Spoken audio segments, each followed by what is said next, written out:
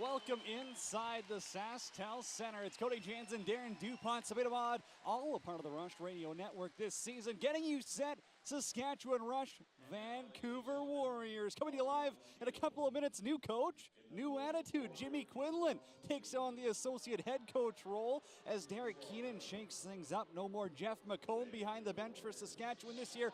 4 more games left. 3 of them are at home. And right now, you got to win out to get in. You really do, and you talked about the new coach. That's where the energy will come from for this group tonight. Yeah, it was tough because they really love Jeff McComb. He's been here through the championships. He's got a lot of respect, but something wasn't working. 1-7 on the road, 4-10 on the season, have to make a change. They love Jimmy Quinlan. He's going to bring new energy. Paired on the bench with Derek Keenan. It's going to be fun tonight. First time Vancouver's been here in 763 days. And for Eric Penny, the former Vancouver Warrior, his first time facing his old club. Yeah, that'll be fun too. A lot of pressure on him, but he's came in, stabilized that position a little bit here for the Saskatchewan Rush. So this is a little extra motivation for him in goal. And up front, there's certainly some firepower. No Mitch Jones, no problem for Vancouver. Keegan Ball, he's taking the reins. 31 goals on the season for him. Not to shy away from the righty on the other end, Robert Church with 30. But end of the day, it's going to come down to these two. Keegan Ball, top 10 in the NLL in scoring. Robert Church is everything for the Saskatchewan Rush. That's going to be a fun matchup to watch here tonight. Now, Vancouver, they're 3-5 on the road, and they're coming off of a tough loss against Albany. When you look at that roster, where do you think the Rush are going to have the most issues with? You know, I like their transition game. I think that is going to give some problems. I think there's going to be an opportunity in the face-off circle. We've talked about that throughout the night a little bit, especially when you're missing a key face-off guy like the Vancouver Warriors are. But I think, you know, they're going to have to be smart in transition and just be patient tonight. I think that's going to be important. Saskatchewan 3-3 at home so far this season. They got 3 more in a row here. You got a chance to go 6-3, but how rare is it that a team that goes 6-3 at home doesn't make the playoffs? I know, and it's the 1-7 on the road. That's going to be tough. But, you know, you can go down the stretch here, put together some wins, and give yourself a chance. And that's all you need. You do need a little bit extra here. The offense, they've got to step it up. We've talked about it before. The big 3, Matthews, Church, Keenan, they've shown up. The rest of the offense, only 7 points in 2 games against Vancouver this season. You're going to need a little bit more, but when you look at Alex Bouquet in the other end of the floor here, what do they got to do to get to him? Because he's played phenomenal against the Rush this season. Well, the Rush are at their best when they're moving the ball with purpose and they're moving it crisp, right? I mean, really direct what they're doing with the ball, and then being creative from, you know, shots up high, which we see from Church and Matthews, to getting the ball down to the corners, to the Ryan Keenans, the Jeff Shattlers, the Littners on those quick sticks. They have success there. Now, just getting you set for what you're going to see on the bench tonight, Derek Keenan, he will be there as the associate head coach for the rest of the season. He'll be in the middle. Jimmy Quinlan's going to be on the O gate. Jeremy Talevi still on the D gate. Next season, that's when Jimmy's going to move up front. He's done both. Everyone's confident in him. He's a very vocal leader, brings a lot of energy to this team. And again, I think he's the right guy for the job. It's Darren DuPont, Sabina Mod, Cody Jansen with you. We'll step aside for the anthems. This is the Rush Radio Network.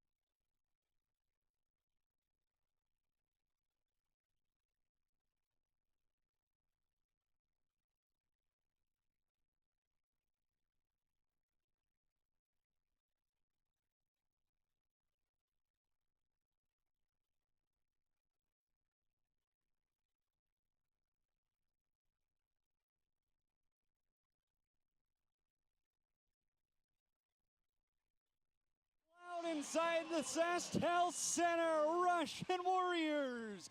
Going for the season series tonight. They're 1-1 so far. First time Vancouver's visited Saskatchewan in 763 days. It's Cody Jans and Darren Dupont. Sabina Mod with you on the call this evening. A little bit of a later start tonight. And you know there are going to be eyes around the league. We'll keep you up to date with all of the action throughout it. And between the pipes tonight, that's the matchup I'm looking forward to, Darren. Eric Penny gets a crack at his former team this season. He's got a 9.99 goals against average with Saskatchewan, 777 save percentage after being acquired mid-season by Derek Keenan. And for Vancouver, Alex Bouquet gets the call. He's a Whitby product. He's known well in this rush neck of the woods, former Warrior. He's got 10.29 goals against average, 782 save percentage on the season. Vancouver led by Chris Gill on the bench. Saskatchewan, new coach. It's Jeremy Quinlan. Got to be behind there. Jimmy Quinlan. Yeah, I think that's tremendously exciting. We always see, you know, in every sport, when a new coach comes in, there's always a bump. And, you know, you want to play for him. And Jimmy is a guy who has a tremendous amount of respect in that locker room, but also can command your attention as well. He's played with the Rush. He's the only player with his jersey number retired by the team. He was a former captain, and he's been on this bench as an assistant through the championships. He's, you know, fiery. He's vocal. He brings energy, and I think he'll hold everybody accountable as well. I'm really excited to see how they respond for him tonight. Mike Messenger will be taking the face-offs for Saskatchewan this season so far.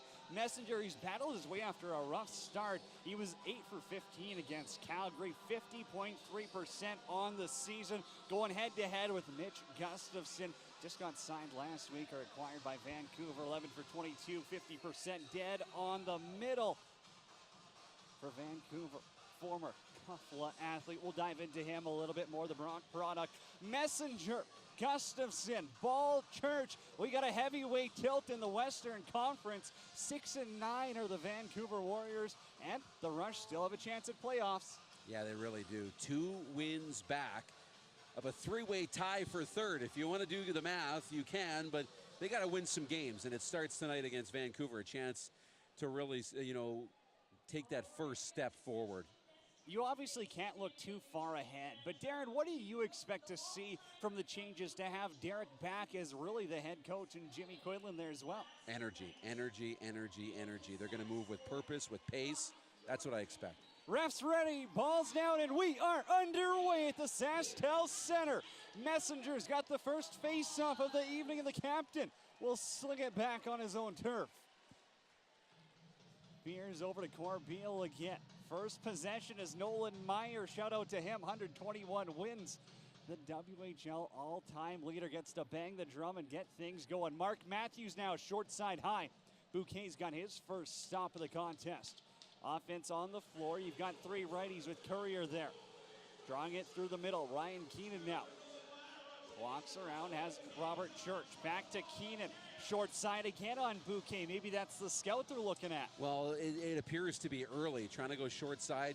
Shots from outside. Force him to make saves and get in front of the ball early on. Keegan Ball now. Obviously one of the top offensive players in the league. He's got 76 points this season. Former St. Albert Minor, 3-time President Cup champion. Whip it around the horn, and he gets it right back. It's Ball to the net with a lane. Keegan Ball, shotgun block. Jeff Cornwall coming back. Great job by Cornwall, because there was a little window in the top corner, but great defensive play. Dan Littner now, he'll hop on the floor. Get a little righty look out of the corner. Mallory's in the lineup tonight. Penalty up coming against Vancouver. Pardon me, no penalty. They're just going to pull Penny. Fooled us up here. Off the bench is Church, and Bouquet with the save. Rebounds there. Penny's got to get back. It's a race to the net, and they score. In transition, Brandon Goodwin catches Saskatchewan playing games that ends in the back of the net, and the Warriors go up 1-0. It's not going to look good on film. It's not going to look good in the highlights, and the fans in here are stunned, right? What just happened? But I don't hate this from the Rush. You know, they want to really get a good start. They want to score first. It backfired on them. But you know what? When you're sitting at 4-10 and you're trying to get back into the playoffs, you're going to have to take some risk and take some chances. It's a good look for Robert Church, but end of the day, that rebound's going to send the transition the other way. And if you can't get Penny back in time, not a play I don't think we'll see again today. Probably not.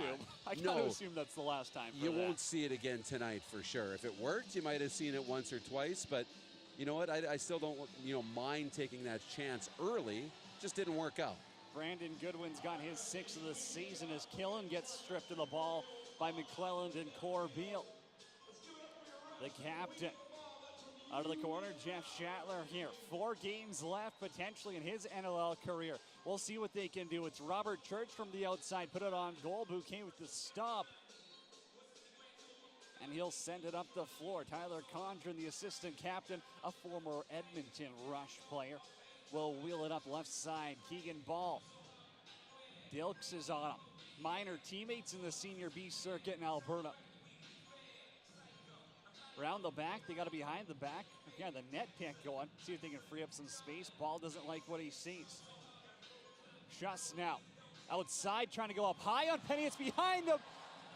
Somehow that stays out. Ryan Dilks could get credited with the save there. Yeah, he will. He should. I mean, Ryan Dilks just saved a goal. That was in if it wasn't for the stick at number 24. I think they will credit Eric Penny with that, and it's his 200th in Saskatchewan as Mark Matthews again. Short side shot goes wide. Shatler misses on the rebound as the shot clock's going to expire here. The offense kind of gripping their sticks tight again. Yeah, they are, and it's been a tough, slow start for this group, but, I think they still need to remain patient. Saskatchewan going to get a call here as Dan Littner, after the shot clock, ended up playing the ball probably a second or two late. Ref didn't like it. Delay of game, and Vancouver gets to go to the power play for the first time in this game. Interesting enough, they're third in the league, 49.2% on the power play so far this season. Yeah, dangerous group when they've got an advantage. 5 for 8 against the Rush in their 2 games earlier as well. Season series is split so far. Keegan Ball's up top. Killing left side. Penny got the right arm on it. Well, they work around the perimeter, and they just slowly take half steps forward and really get in tight. I think that's why they're so good on the power play. Dilks and Corbeil are up top. You got to get pressure on Ball so he doesn't walk in like that. And Dilks puts his body on the line, eats one. 17 on the shot clock. Ball left side, another shot got blocked. Dilks blocks 2, and that time it's Logan just trying to go high to high. Here's Garland transition. Has a man out in front. Church fakes and it's wide.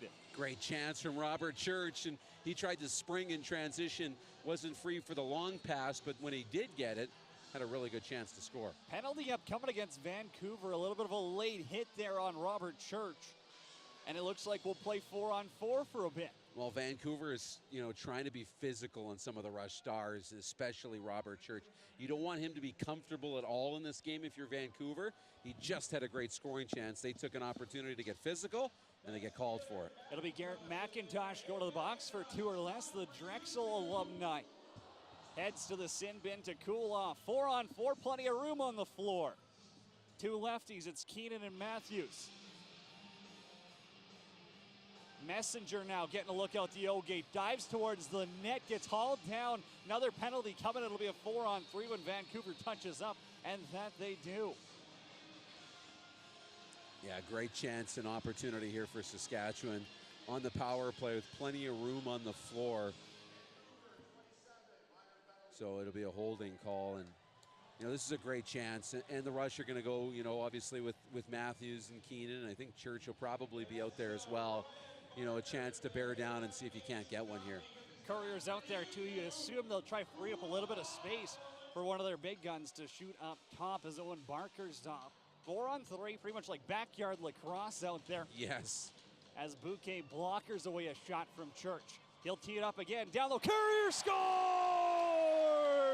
Pound your chest, Rush Nation. Josh Courier's tied it up at 1.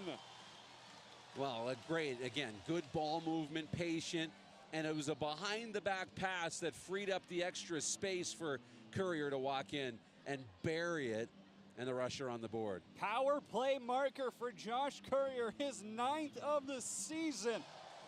And boy, on the power play, he's brought some life in the building. Yeah, it really has. It was you know, you hate to say a must-score situation so early into the game, but it kind of felt like it when the coaching decision to pull the goaltender didn't work out, and, you know, you gave up the game's opening goal, but they're in business now. Messenger transition. McClellan scores!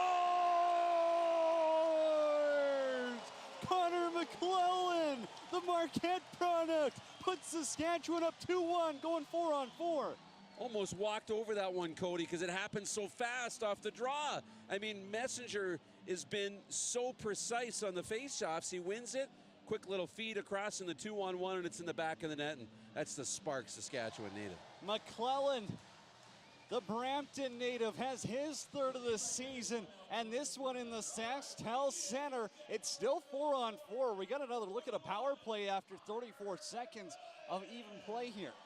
Well, yeah, and you know, in 34 seconds, they're going to get a power play that's going to be 40 seconds long. I mean, what an opportunity here to try and take a 2-goal lead and really put your, you know, foot on the gas pedal, so to speak. I didn't see a challenge flag on the floor, but the refs are discussing something. I'm wondering if they took the wrong penalty off the board, because they did take Barker's penalty off. Yeah, and maybe they should have taken McIntosh's off because that expired first. It should be, and so it'll lose 14 seconds in the power play. So it takes that, or on the original penalty, right? So it, instead of being a 40-second power play, it'll be a 26-second power play for the Rush. So if you want to chalk up, what is that, 16 seconds? Still a possession here. They're still going to discuss this, and I think they'll figure it out. But Mike Messenger's been good on the draw so far, battling back and forth. Again, no Hammer Jackson for Vancouver. As you look at the scratches in this contest, Tyson Rowe also out for the Warriors, and Ryan Martell, Connor Goodwin as well. Tyson Rowe, all 6'10" of them. I got to see him at the World Indoor Championships in 2019. Very intriguing player, and good to see him get his crack back in the league for Saskatchewan. No Clark Walter, no Austin Murphy, and no Marshall Palace. Refs say it's good to go, and they'll put a minute 25 back on. So whatever they decided, the calculator working in Saskatchewan favor. Well, absolutely. I mean, you can have almost a minute here on the power play. I'm done doing math for a little while, Cody, so we'll just say almost a minute on the power play. I think Mess tried to get a face-off violation there so they could play defense and get that look on the power play alone. So he tries to face-off violate. There he does. And now they'll play defense here and get that look on the power play in approximately 31 seconds. Does the violation go against his face-off stats? Oh, yes. I think it does, right? Yeah, that's, hey, I mean, some people are more worried about the win than stats. Wasn't me when I played, though. Here's Ball up top, out in front. Dinsdale stopped. Former Rush. Kick saved by Penny. Good stop by Penny, and, you know, he's dialed in here tonight. Rubish with the loose ball. It's his 120th of the season for the four-time NLL Defender of the Year. Offense goes to work, and it's a power play here. 5-on-4. Keenan, Matthews, and Schattler out there on the lefties. It'll be Church and Littner on the right-hand side. No Courier after he had that first power play goal. Matthews backpedals. Church fires. Now they're trying to go stick side on Bouquet after they tried to pull it short for the first few. Back to Church. Far side look this time. Bouquet stops it. Rebound went off of Taylor Stewart, and he's able to corral it. They got a chance to kill the rest of the penalty. Yeah, good job. Again, forcing that shot, and you make the save, get the rebound, and now you can kill most of it off, or all of it off here if you can control the ball. Ball short-handed, about a 1-second differential with the shot clock and the game clock. Working off that right half wall now. McClellan and Beers will defend. Beers, former Warrior captain. Now wearing green this season. They keep him to the outside. Bounce shot, easy save by Penny. And that was an issue for the Rush early on in the year, was those outside shots, you know, bounce shots down low. But Penny's really stabilized that a little bit since he's come from Vancouver and joined the Rush. Bounce back after allowing the first shot of the game here. Courier to the middle. You know he's got a big shot if he can wind it up. Matthews' pass intended for Messenger goes over his head. Rush got to get back on defense here quick in transition. Vancouver thought about going for it, but probably for the wiser. Derek Lloyd, the Calgary product, pulls it back. Kill it now. Up top by the SaskTel logo. They'll run it through Schuss here. Back intended for Killen, got picked off. Cornwall and Garland have a 2-on-1. Holden Garland back for Jeff Cornwall. Pass got knocked down, 2-on-1, one too many passes, and here goes Vancouver. They got a 3-on-2 with numbers. Shatler's the late man back. Killen's out in front, and he scores. Kyle Killen in transition, and we're tied at 2. Yeah, tough one. You know, the Rush go one way in a 2-on-1, and it's 2 defenders. And when you're on a 2-on-1 and you're 2 defenders, you don't want to pass it too much, right? But that one's coming back. Is it? That challenge flag almost ended up in the penalty box. Well, there. I was wondering, you know, so they go 2-on-1, it doesn't work. They're back in transition, Vancouver, and they score dangerously close to the crease. So they're going to look at it on the challenge. Jimmy Biceps Quidlin chucks the rag into the penalty box. It was like he didn't even wait to confer with Derek. He knew this was going to be, you know, one to challenge, and he chucked that flag pretty quick. Confident in his abilities. And for, you know, when you look back at that play, Shatler obviously not a D guy, but Bobby Kidd III was the other back, a rookie, and he steps up at the right time. I really think so, because that's a heads-up look to make that pass. And Killen, obviously one of the better offensive guys. He's got 31 tucks on the season for Vancouver. Gets it in tight, and there's not that many players that can catch that while standing in the crease, albeit. We're watching the replay. Still tucks it past Penny. And yeah, the right foot is fully on the white paint in the crease. From a side angle, the overhead angle shows it as well. It is absolutely going to be called back. It is extremely clear. It's no goal, and the crowd's going to go wild. Still a 2-1 lead. Would assume we'll get a TV timeout, but I guess we'll let them settle that. I think we will. Okay, Darren. It's Cody Jansen, Darren DuPont, Speed of Odd with you, and we're going to come right back on the Rush Radio Network. So, I guess a long time ago, our creator, he gave us the medicine game as a form of enjoyment for him to watch. And so we used the medicine game for enjoyment, and as well as if someone got sick back in the day, you know, it's they could watch the game while people play, like all the men with the wooden sticks, and they'd feel better and stuff like that. But they would also use it just for like land disputes between the nations. Instead of going to war, they'd have a big game of lacrosse, have set up 2 poles, and you know, one net down here, go down a couple kilometers or 10 kilometers or so, another net. And it wasn't like a game of lacrosse here, like how we play in the arena. It was more of a, you didn't have like a time limit. Some of the games would last for about, you know, 5 days or so, and whoever won the game, you know, got to claim that piece of land. And you know, it was just a good way of, instead of going to war with each other, you know, just to have a peaceful game of lacrosse. And that's about how the game came to be for our people. I think that evolved in time. Back in the day, we never really used the equipment. It was just, you know, like the men just had, you know, their leather buckskin on, and the sticks were just made out of hickory because it was the easiest to steam and the bend with it still being a tough piece of wood. On Co-op Field at the SaskTel Center, it's been a good start for Saskatchewan. They're up 2-1 thanks to a no-goal perfect challenge by Jimmy Quinlan, the new associate head coach, and also Derek Keenan, the associate head coach for the remaining 4 games. But Connor McClellan in transition, we talked about it on the pregame show, Rush Hour Live. In transition, they needed to step it up. Yeah, they did, and you know what, they have. And that's a great challenge, though, you mentioned from Jimmy Quinlan. I mean, I've always wondered, and I've been thinking about this tonight and leading up, is just how they manage the bench. You know, Derek's always kind of been the alpha in the room, right? It's been his group, from the GM to the coach. He made the decision, and he has a presence about him. As fiery and as, you know, well-respected as Jimmy is, he's always kind of been the number 2 or the number 3 on that bench, right? But now he's the number 1, and I'm watching that bench, and I'm seeing him go up and down Jimmy, feeling confident enough to kind of take some control here and share that with Derek. And clearly the 2 of them have had great communication throughout this process. You want to know what's wild is that was Saskatchewan's first power play goal against Vancouver this season.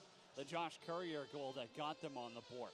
Offense back to work. Mike Messenger now has a double team, one arm's up for Matthews. Up top, down low, intended for Schattler. Great stick on the defense, and they'll tip it and head in transition. Bowring for Ball. The fantastic rookie Bowring on offense here.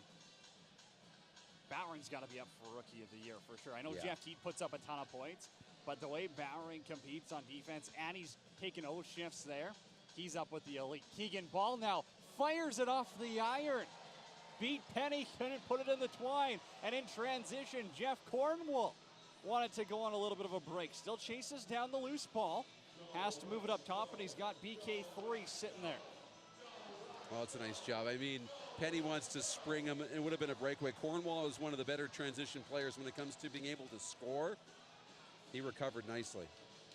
Keenan's pass intended for Matthews. Couldn't connect, and Vancouver heads the other way with 6:40 to go in quarter number one. Shots are 9-7 in favor of Saskatchewan. Marty Dinsdale, the former Rush, out of the corner, down the middle by himself. Little twister, trickles it wide. Beers now, push on Schuss. He's going to cut right out in front towards the middle, and McClellan got his stick in the way as Riley Lowen was circling up top. Now a penalty is going to come on Matt Beers. Yeah. I missed it. It must have been behind the play, but there was some physical altercations going on the side. Yeah, he's going to get called for the whack, and he's arguing this all the way to the box, and I didn't see it either, unfortunately, but it came right at the end of the play. Oh, yeah, you can see that on the replay there. He took a good little chunk out of Lowen. Okay. Yeah, he chopped at him pretty good when he was coming to the front of the net. And that's one of those situations where, as a defender, if you're going to go to the front of the net, you're going to pay the price, and you have to make sure that he does, but it's just a tough penalty to take at the same time. Rush penalty kill, 11th in the league at 52.6% coming into this game here. Kill and Schuss Ball on the offense up top. You've got Dinsdale by the net with Lowen. Shot goes wide, and it's going to bounce into row number 5. So Saskatchewan can kill off 30 seconds here. Will be interesting to see if they go for it at the end or if they wait it out and just worry about the kill. Yeah, I don't know exactly what they're going to do, but good start for this, Saskatchewan penalty kill. They've been locked in tonight after it's been tough in the season series, and Vancouver's power play has been pretty good. It's been a good job shorthanded. 8 on the shot clock. Keenan's up top, a little far outside though. Walks it down low. Pass out in front, Messenger. Trying to go 5-hole on Bouquet. Not sure how he caught that and let it fly. And then the ball comes back, and Garland grabs it again. It's a power kill right now. Great sequence for the Rush, and I actually thought there was room there to maybe put that in, and they almost scored one shorthanded, but nice job recovering, and now they're going to kill some real valuable time off the penalty. I've loved Josh Courier's game so far. This opening quarter, he's looking like a different player. Maybe it's new confidence. As we said, there's a new attitude in that room as Matthew's shot just sails high. Yeah, it's the best quarter we've seen him play so far this year, I think. Ball got knocked down by the bench. And Vancouver still on the power play for the next 33 seconds. We'll step aside. It's the Rush Radio Network. This message is for Hockey Canada and to the International Hockey Federation. Regina and Saskatoon are a great place to host because we proceed forward with collaboration, a readiness from our tourism industry as well as our cities, financially, with volunteers, and with incredible facilities that we can meet all the needs necessary for the World Juniors. Hockey is in our blood in Saskatchewan. I was there in 2010 for the gold medal game at SaskTel Centre, and our city and our province were electric. We have an incredible team that has pulled together to make this bid happen in short notice, and we know we're ready to host the world. And there is a hunger to get back together and celebrate. Saskatoon is committed in every way to host an absolutely amazing World Juniors tournament. We are committed financially here in our city and in our province. Our cities are more than ready to host. We are at the heart of hockey in Canada and the world. We have more professional hockey players per capita than anywhere else. We look forward to welcoming hockey players from around the world to our cities and our province. Hockey Canada, we got this.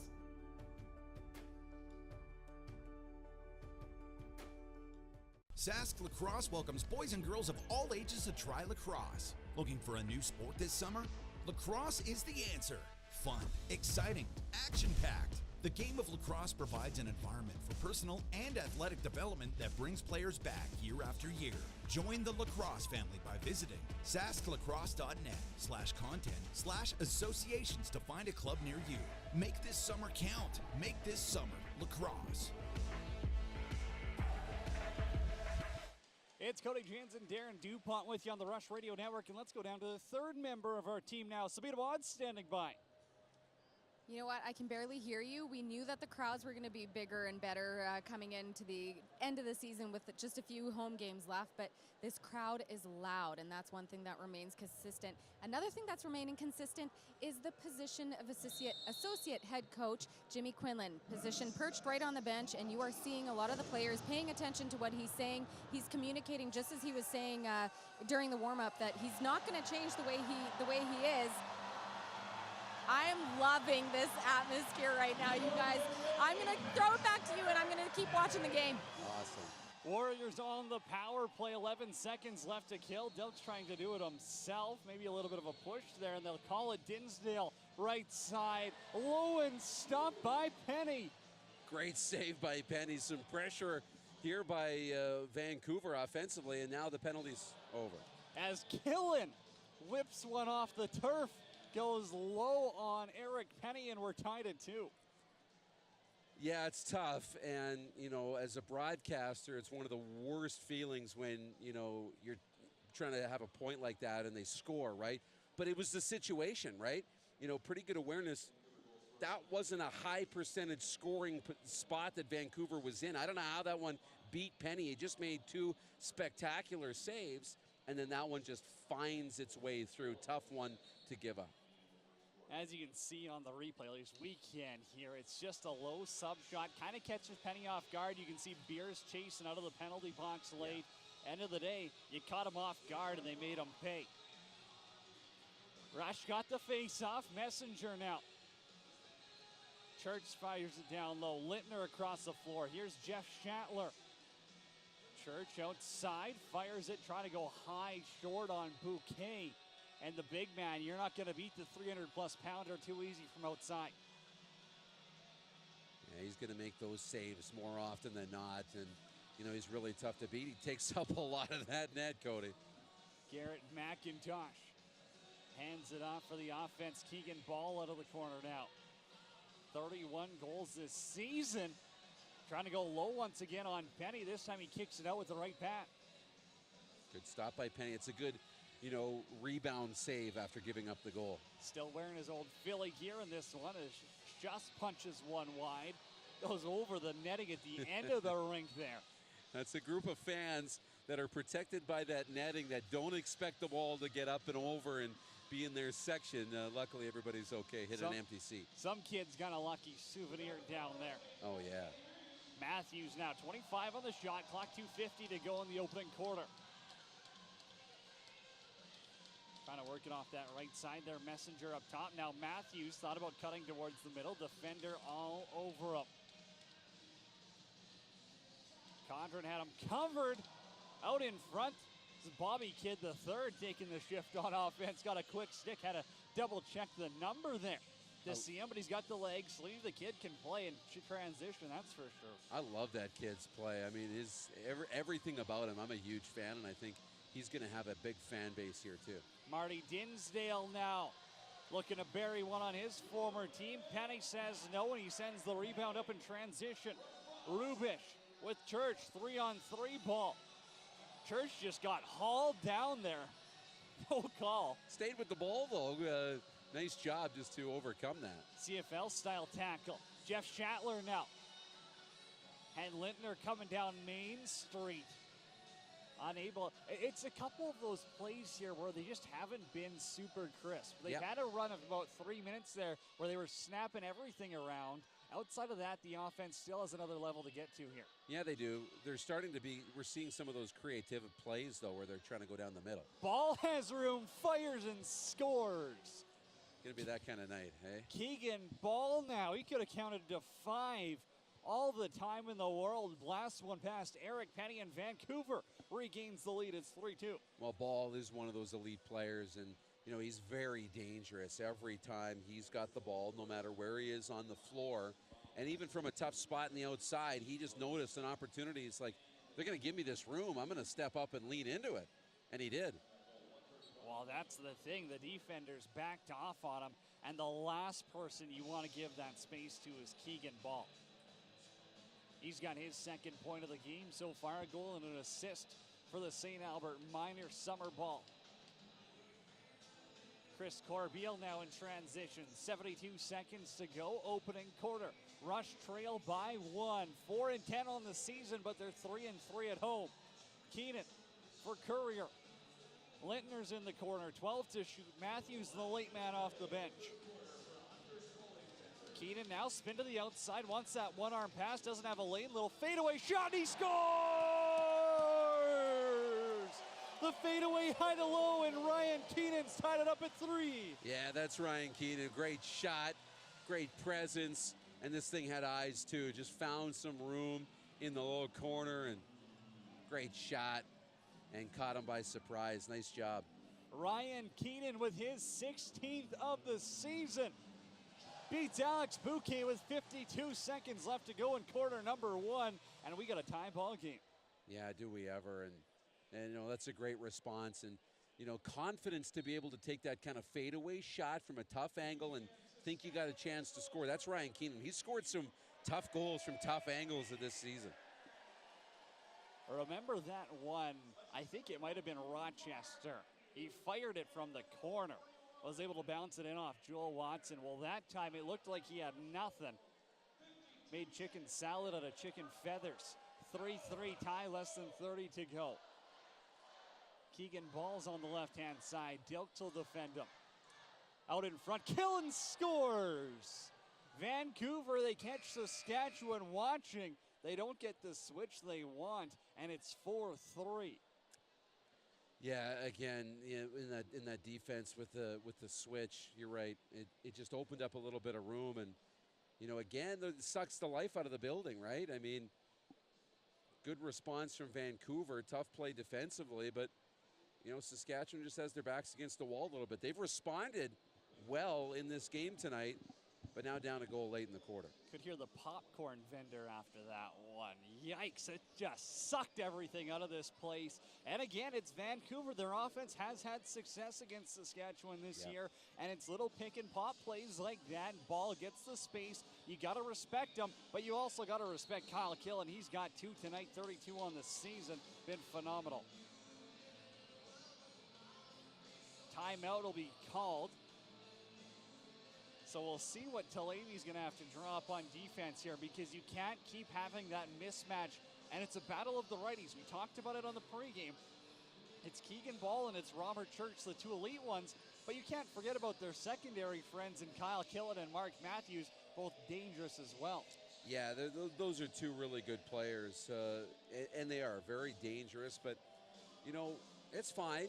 The Rush need to be patient. They're doing a lot of things well. You talked about not being that crisp, and that's true, but they're trying some different things, trying to move guys around. We haven't seen enough throughout the year of trying to move guys right through the middle of the offensive zone and hit them going to the net. They haven't been able to execute on that, but they're trying some different things, and that's, good to see. Eric Penny's allowed 4 on 13 here. Obviously, you got to stop the leak, and it's got to happen right now, because 6 on 5, they're going to have that free man, and we'll see. What do they do? You've got Charlem Beatties, the rookie behind the net. He's always a dunk threat, but you've got those weapons on the right-hand side who seem to be feeling it here, and it'll be Ball who controls. 5 to get something off. Just the ball. Shot got tipped. Kyle Rubish comes through clutch at the end as Dilk ends up sitting down low. But that's going to do it for quarter number 1. Saskatchewan trails by 1. It's 4-3, and this is the Rush Radio Network. This message is for Hockey Canada and to the International Hockey Federation. Regina and Saskatoon are a great place to host because we proceed forward with collaboration, a readiness from our tourism industry as well as our cities, financially, with volunteers, and with incredible facilities that we can meet all the needs necessary for the World Juniors. Hockey is in our blood in Saskatchewan. I was there in 2010 for the gold medal game at Saskatchewan Centre, and our city and our province were electric. We have an incredible team that has pulled together to make this bid happen in short notice, and we know we're ready to host the world. And there is a hunger to get back together and celebrate. Saskatoon is committed in every way to host an absolutely amazing World Juniors tournament. We are committed financially here in our city and in our province. Our cities are more than ready to host. We are at the heart of hockey in Canada and the world. We have more professional hockey players per capita than anywhere else. We look forward to welcoming hockey players from around the world to our cities and our province. Hockey Canada, we got this.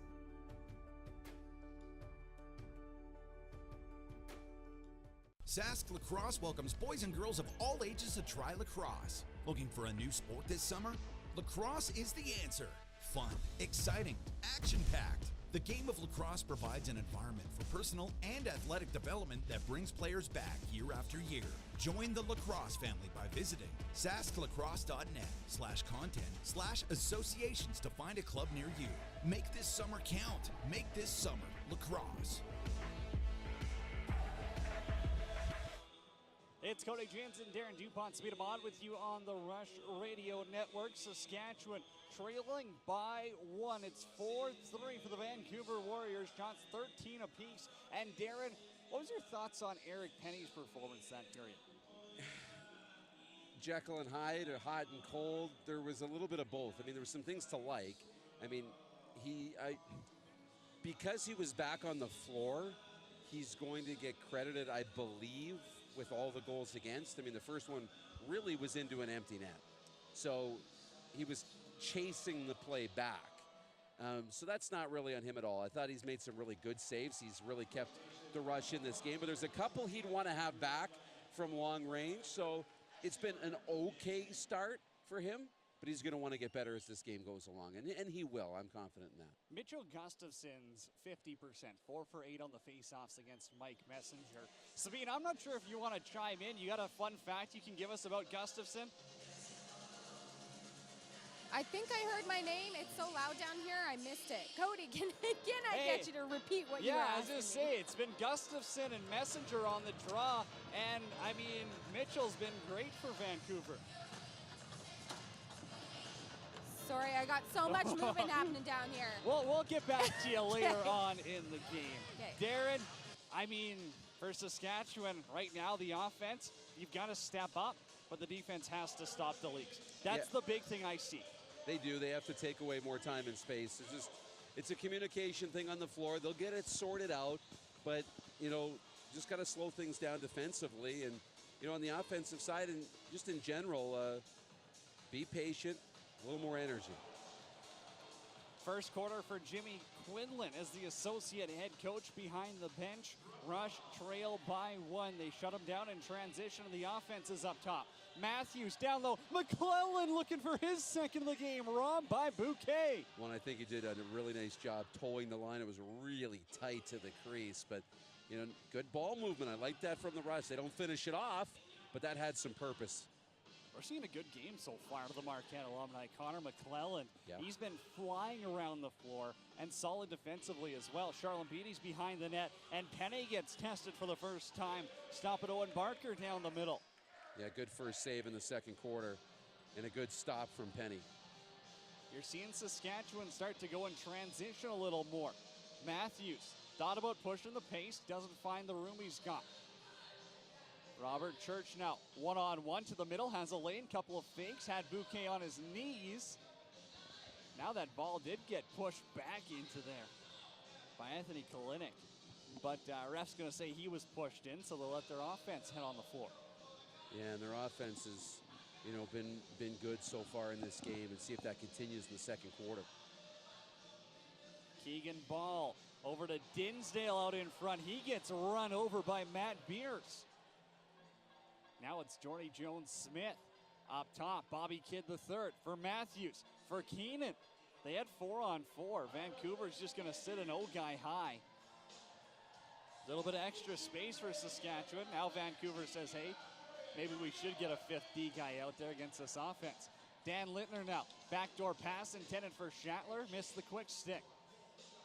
Trying to get that again over to Courier, but it's just a forced play. That's not necessary. Yeah, again, that comes back down to patience. They don't need to force it. Ball off the bench. Penny now stops Dinsdale, and they'll send it for Mike Mallory. Holden Garland. Looks like they're saying push the pace, D guys. Garland's shot got stopped, has the rebound, and he scoops it back to Matthews. What an individual effort there. Holden Garland got the opportunity on offense, and he got his own rebound. I like that. They reset the shot clock and then let the offensive guys get on the floor, and that's a great play. Quick stick for Keenan. Bouquet going right to left. Didn't give him an inch. No, Bouquet's been really good in this game. Another big stop, and he moves really well for a big guy in goal. Bowering coming into this game at 172 loose balls, second only Zach Courier. Not bad for a rookie. Little swing up top for Killen.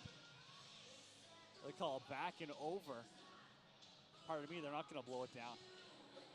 It was right on the line there. Now Saskatchewan, it's going to be Rubish who'll punch it forward. Matt Beers will see if they let the offense get set. A little bit of words exchanged there from Bobby Kidd III. I'm sure there's a couple of familiar BC faces for him. Dan Littner now. Keenan's the fifth man off the bench.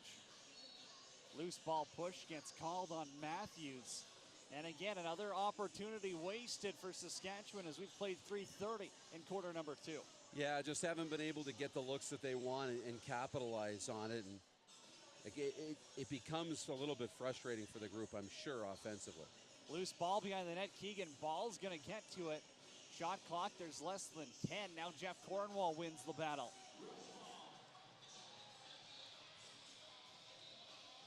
Beers up the floor. You know, we talked about they need some creativity, but that doesn't mean forcing plays. That means running different looks that this defense isn't expecting. Here's Matthews now. Runs it himself, one-arm shot, like he's played in the Calgary-Halifax game last night.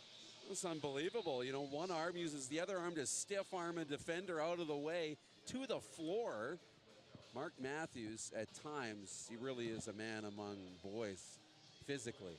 Cook and Dixon had goal of the year candidates last night for the Roughnecks. Rush defense going to work. Ball now gets away from Messenger. Trying to pick the high far corner, ends up going off the glass instead. Corbeil into Vancouver territory. Schattler backs it up now.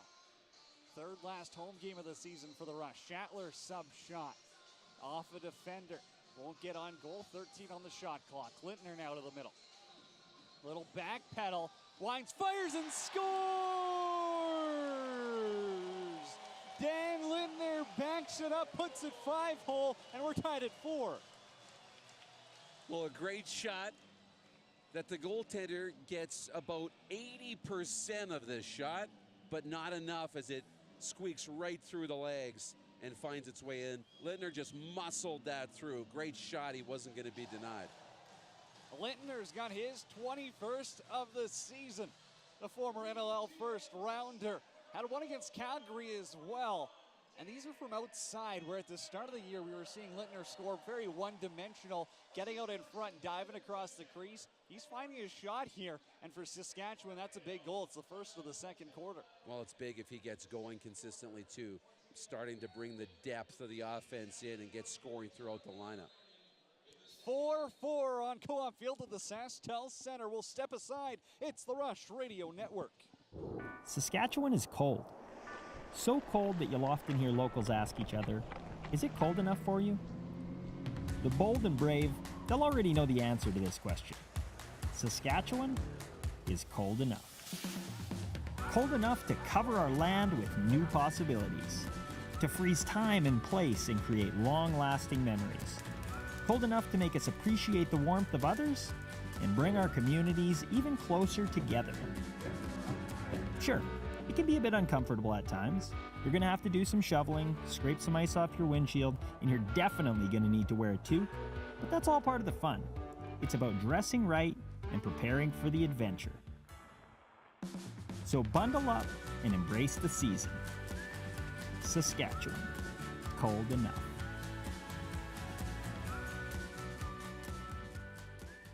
Sask Lacrosse welcomes boys and girls of all ages to try lacrosse. Looking for a new sport this summer? Lacrosse is the answer.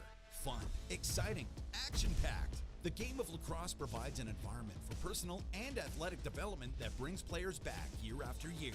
Join the lacrosse family by visiting sasklacrosse.net/content/associations to find a club near you. Make this summer count. Make this summer lacrosse.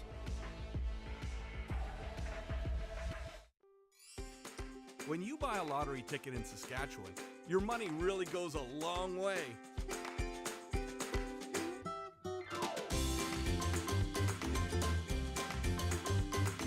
More than 12,000 sport, culture, and recreation groups receive funding from Sask Lotteries every year.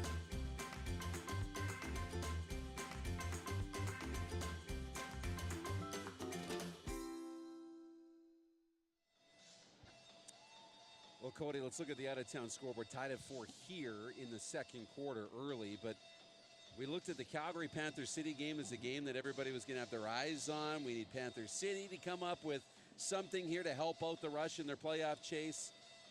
They've come up with 2 goals in the game. 2. And Calgary's got 13. In 3 quarters. Ooh, that's tough. They're early in the fourth quarter there. End of 3, San Diego, Colorado are tied at 8. So a little peek into that out-of-town scoreboard. 8-8 there, and that's a big game, a good one. But the big story, Calgary up 13-2 on Panther City. Couple finals from out east as well. Toronto 11-9 over Rochester. The New York Riptide. Jeff Teet's team beats the Buffalo Bandits 15-12. Offense on the floor for Saskatchewan, and there's 9:52 to go in quarter number 2.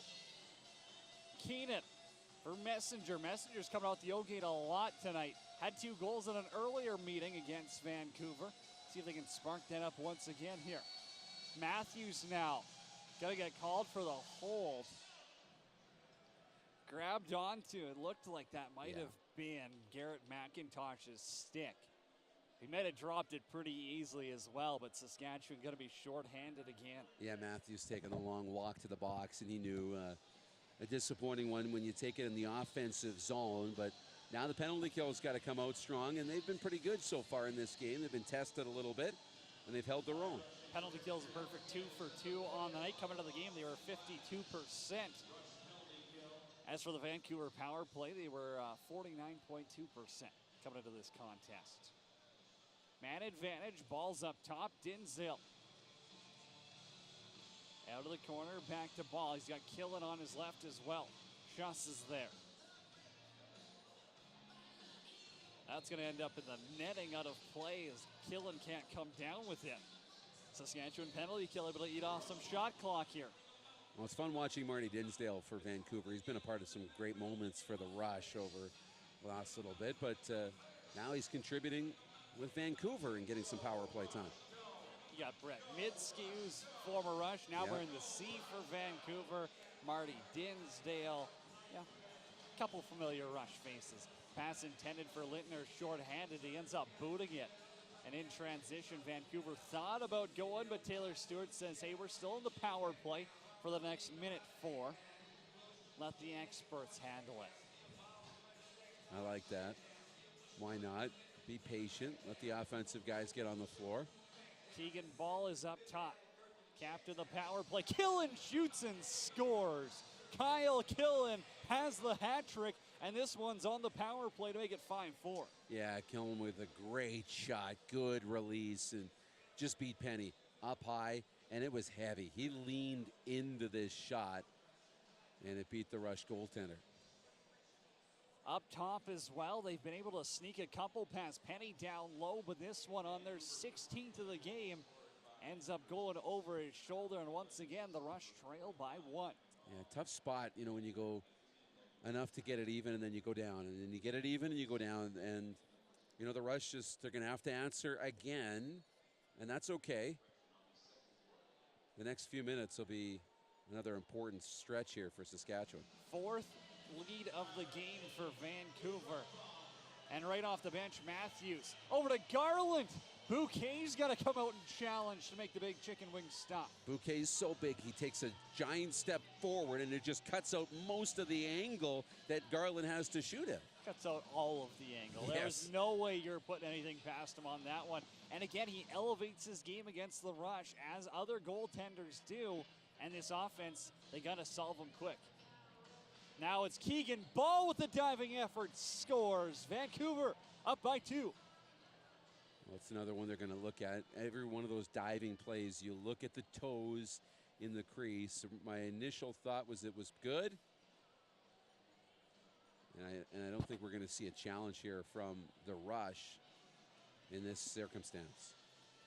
No, Keegan Ball, he was flying through the air, all 6 foot. They say 6'2". I've stood beside him. He's a lot more than 2 inches bigger than me. So, yeah, we might got to remeasure him. But he was flying through the air there, tucked that one past Penny. And now that's 6 goals on 18 shots, Darren. And I know it's not a fun conversation to have, but 1 or 2 more, and do you look at Adam shoot? You might have to start having that conversation. You know, the game is not out of hand by any means, but you might need to just put yourself in a little bit of a better spot. It's not that Penny's been playing bad, but he hasn't been playing good enough to win so far. Rush trail by 2 here, 7:23 to go in quarter number 2. Ball got knocked down, kick forward, here goes Beers. Matt Beers, the late man's Matthews off the bench. Beers all by himself, off the iron. Peeling paint, Matt Beers wanted his 4th of the season. Beat Bouquet, and it ends up in the netting. Well, great shot by Beers. I like the shot selection. I like the opportunity in transition. And he looked off the shot. He looked past, and it was almost a no-look shot. How many guys can look off Mark Matthews like that? Yeah. There he is. Defenders. Matthews to Church. Littner now, hard pick. Got to be careful with that. Matthews up top as Littner got dumped. Penalty coming here. It was getting physical. Few words, and it looks like Brett Midsky's going to be heading off here. Yeah, he's not happy with it, but because it was so physical back and forth. But often in, you know, any game, it's the retaliation that always gets called. You know, it's good physical play, and somebody takes it too far. And, you know, this was a penalty that got called, and now the Rush have a chance to respond. 1 for 2 on the power play so far. That goal came on a 4-on-3. It was Josh Courier with the marker. Everyone's stuck with 1 goal so far on this Rush roster. Church, Matthews, he'll steer the ship on the power play. Back to Shatler, quick stick, won't go. Matthews up top, fresh 30 to work with. Little bouncer on goal. Bouquet, another kick. Now it's Robert Church, a little stick handle right through the leg of Bowring.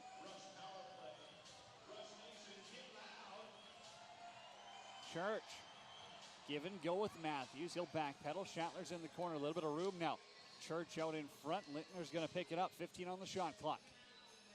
Matthews for Keenan. Not enough room to shoot. Here's Shatler again. Matthews. Back quick stick. Scores! Dan Littner's got his 2nd of the night. And it's the 2nd power play goal of the game for Saskatchewan. Well, Littner's rolling, and that's what we wanted to see continue. You know, great start for him to the game in this opening half. Gets one, gets another. The depth is starting to rise here for Saskatchewan. If they're going to have a chance down the stretch, they're going to need more of this from Littner and the other supporting characters. 2nd power play goal of the game. 2nd power play goal of the season series against Vancouver. They were 0 for 5 coming into tonight's matchup so far, and it's been Littner this quarter who's keeping them in it. He's got 2 of the Rush's goals. Big hit there as Ryan Keenan ends up sending Mitch Gustafson to LaRange. Taylor Stewart in transition. Pump fake, stopped by Penny. Sliding on his knees over to the right. Goal, big hit, big save. Keep building on this, and the Rush are going to be in a good spot. Goosebumps there, and that's Jimmy Quillen energy you're giving us here. Matt Beers with it. Robert Church off the bench. Ryan Keenan's the 5th man. Josh Courier, first goal of the game, and he's got another.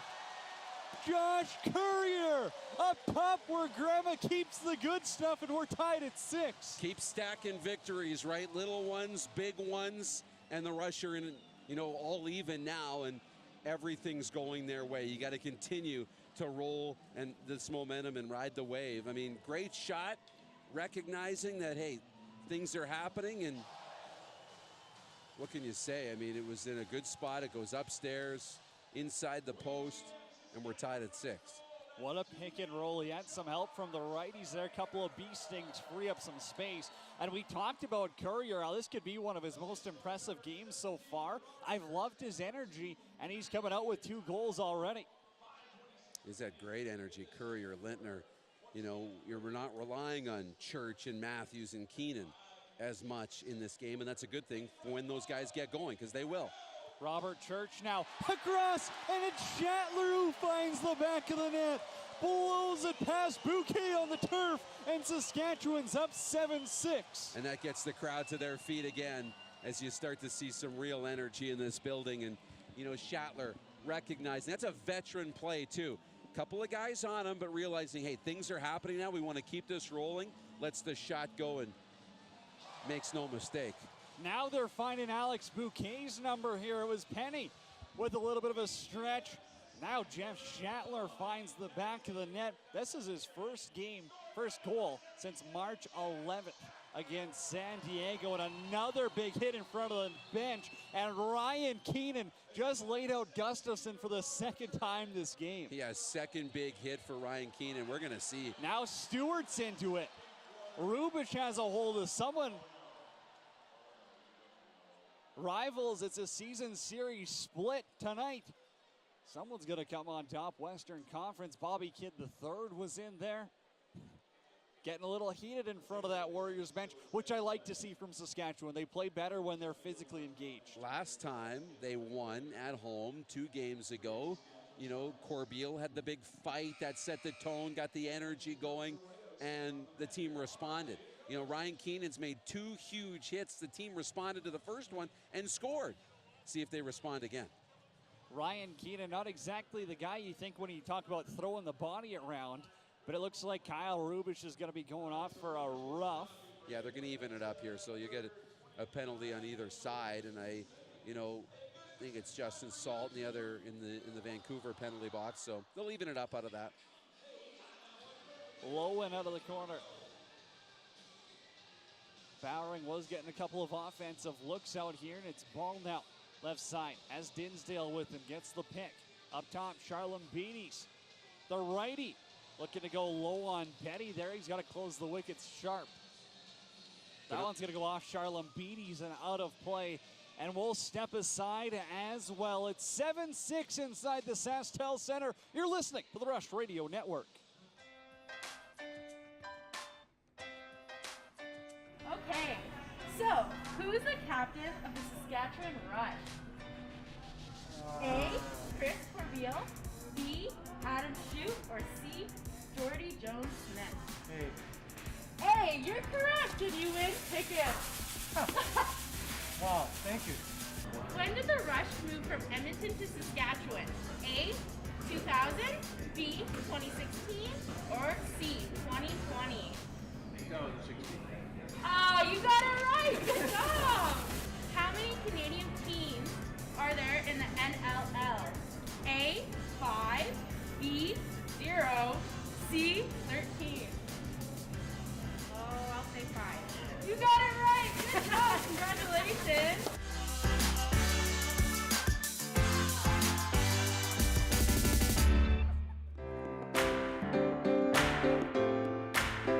What is the name of the field where the Rush play? A. WestJet, B. NLL Land, C. Co-op Field. C.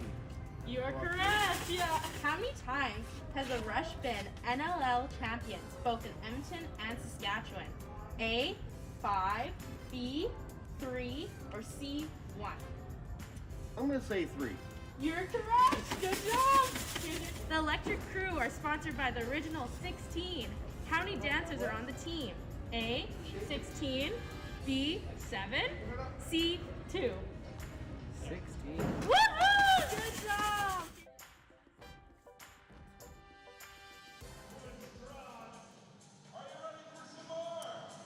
welcome back. And I believe the question that Cody was asking was of Gustafson. He's 9 for 15 with faceoffs. You know what? I was talking earlier that I couldn't hear.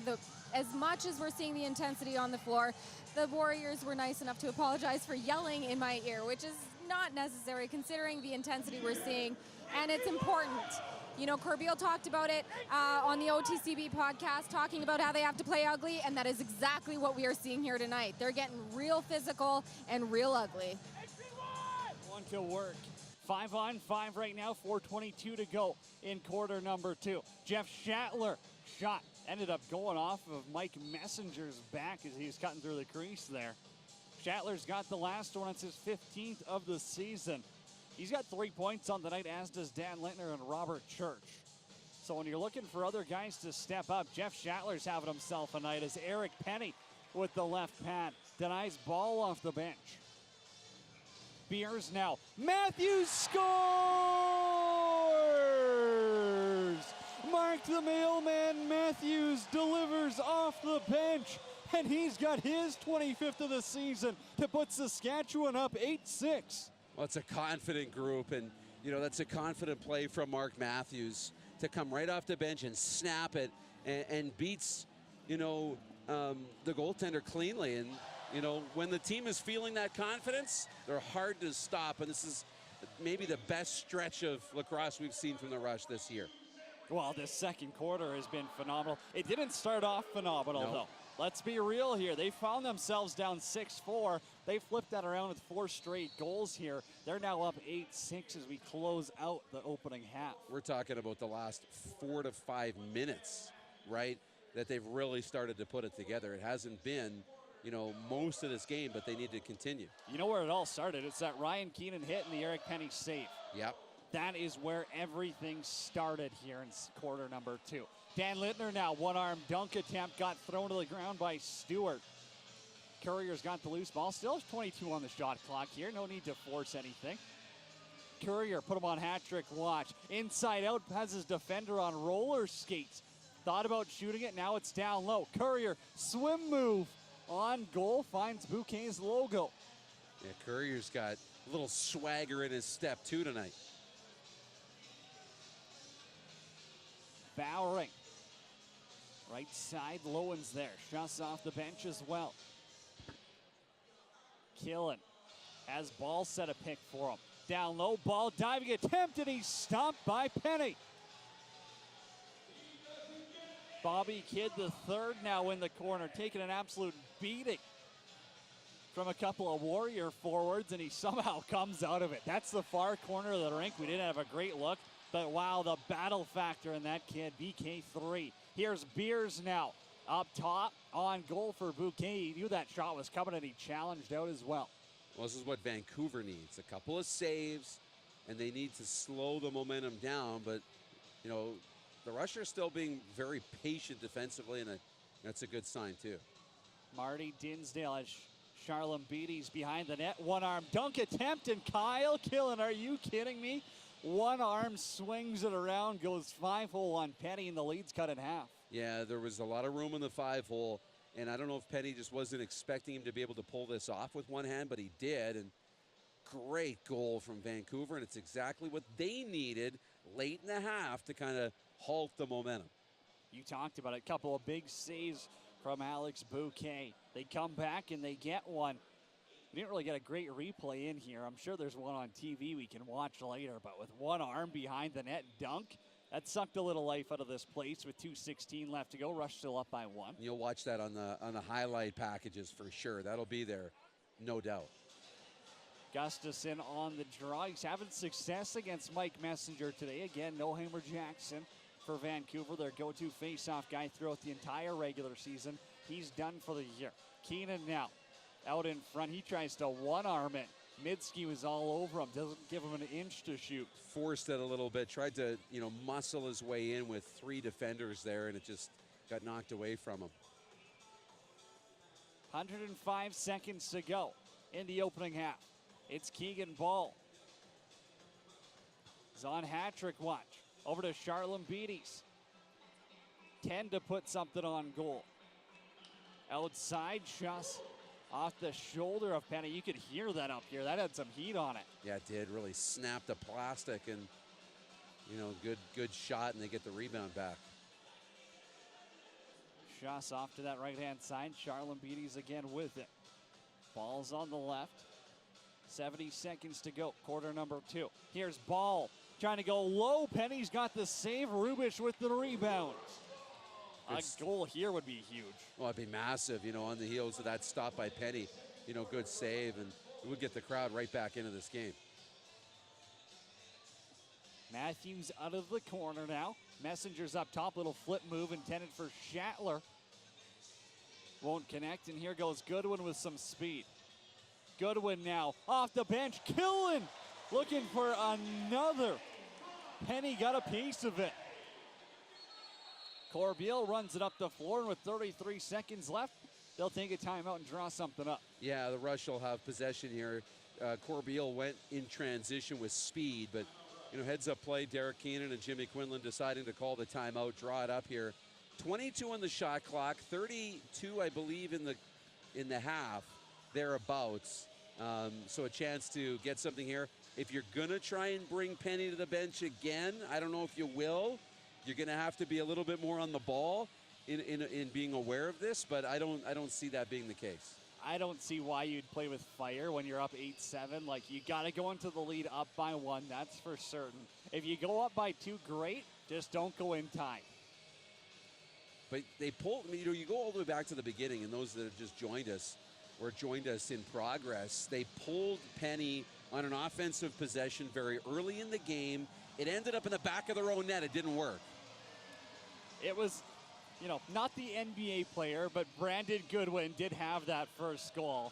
And as you said, it's a 6-on-5 gone wrong, but you can't give a transition guy like that the opportunity. The rebound just went perfectly to him.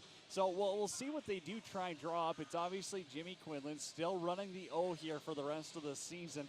He'll be the main man next year after Derek Keenan removed Jeff McComb of his duties or relieved him of his duties earlier. So Penny's probably going to wait up high by the sounds of it. Maybe they try a quick shot. I don't think they would end up trying that. No, they're going to send him all the way back now. A little bit of a fake out for Chris Gill and his squad. He lingered at the bench for quite some time at a foot in, foot out. Up by 1, less than 30 to go in quarter number 2. Messenger for Church. Messenger drives the net by himself, swings it up top. Matthews off wing, back to Schattler, scores! You can climb the glass. Jeff Schattler has his second of the game, and Saskatchewan leads by a pair. Jeff Schattler, great finisher on that back door. He has such a great skill when he's on the quick stick, but great feed too. That was an amazing pass through traffic, and Schattler finishes it off. Mark Matthews moving right to left on his off wing, fadeaway pass through probably 3 defenders, caught Bouquet at the entire barn off guard, and Schattler's got a tap in like he's playing in the Masters. That's a great save, or a great goal, sorry. It was a tap in. In transition, here goes Bowring, just whips it wide. Bowring's got it again, but they're just going to wind the clock down here. And what a first half that was for Saskatchewan. You trail 4-3 after the opening quarter going, oh boy, we're going through this again. And now they're up 9-7 thanks to a couple of clutch plays from guys like Jeff Schattler and Dan Littner, who they needed to have going on offense. They haven't had a lot of success this year, but even at home, and it's not going to be 100%, but when Jeff Schattler has a big game, the Rush usually win. He's had big games. It's been tied to wins. Obviously early in the year, and now tonight, a couple of goals. There's some energy in the building. It's been almost a calendar month since his last goal. So for him to have 2 tonight, that's huge. Dan Littner as well. Let's send it down to the floor now, and Sabina Maud is standing by with Captain Chris Corbeil. That's right, I've got Chris Corbeil with me. Chris, can you talk to me about the level of intensity you guys are playing tonight? Yeah, it's definitely intense. I think both teams know how desperate a game this is, how important it is for them to keep any hopes of the playoffs in mind. So both teams are playing like it. I'm seeing you communicate a lot more with your teammates out there. What's the message? What are you talking to them about? I can't go very hard tonight, so I need them to go hard, so I'm telling them to do it. Thanks so much, Chris. Beal playing a bit banged up there. Will step aside after 30 minutes of play on Co-op Field at the SaskTel Center. The Rush lead 9-7. This is the Rush Radio Network. This message is for Hockey Canada and to the International Hockey Federation. Regina and Saskatoon are a great place to host because we proceed forward with collaboration, a readiness from our tourism industry as well as our cities, financially, with volunteers, and with incredible facilities that we can meet all the needs necessary for the World Juniors. Hockey is in our blood in Saskatchewan. I was there in 2010 for the gold medal game at SaskTel Center, and our city and our province were electric. We have an incredible team that has pulled together to make this bid happen in short notice, and we know we're ready to host the world. And there is a hunger to get back together and celebrate. Saskatoon is committed in every way to host an absolutely amazing World Juniors tournament. We are committed financially here in our city and in our province. Our cities are more than ready to host. We are at the heart of hockey in Canada and the world. We have more professional hockey players per capita than anywhere else. We look forward to welcoming hockey players from around the world to our cities and our province. Hockey Canada, we got this.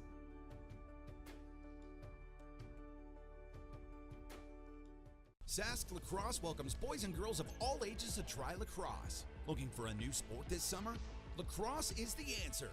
Fun, exciting, action-packed. The game of lacrosse provides an environment for personal and athletic development that brings players back year after year.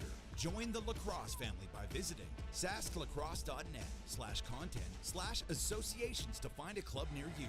Make this summer count. Make this summer lacrosse.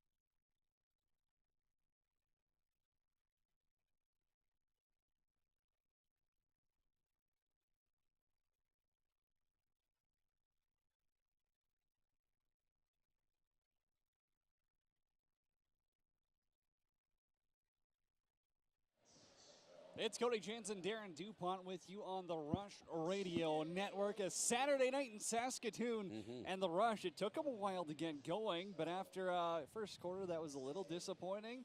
The second, they certainly showed up. And for Eric Penny, he seems to have found his groove. Stops 18 of 25 in that opening half of play. Your thoughts? All it took was you threatening to get him pulled from the game for him to smarten up and dial it in, right? I mean, he was pretty good. But there was a 5-minute stretch. It was about, 5 to 6 minute stretch where the Rush played maybe the best lacrosse we've seen this season. Big hits, big saves. They were confident in their shot selection. They were scoring goals. They were decisive.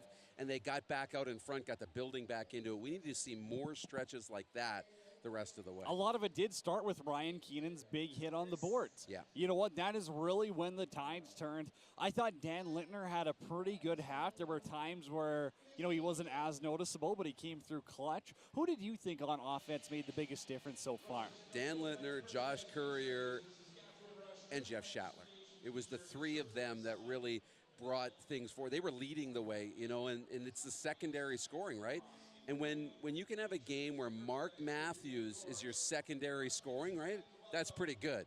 And we haven't even really talked about Robert Church in that opening half. Wait till he gets going. Robert Church had 3 assists in that opening quarter. Mark Matthews had 4 points. He had a goal and 3 assists as well. So you are getting secondary scoring, but I think the big guns are just contributing in different ways. You're not seeing them having to put up 5-6 goal performances.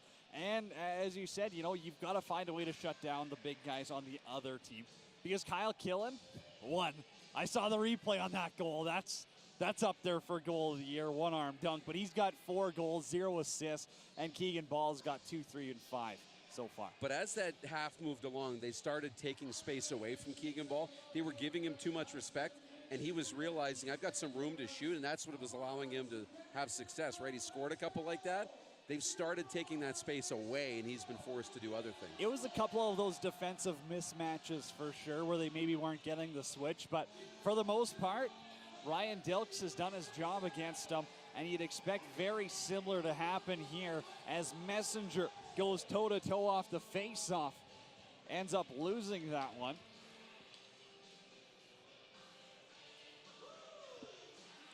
Mitch Gustafson with the face-off win. See what kind of energy these two teams come out here and who can kind of grab it back early in this third quarter.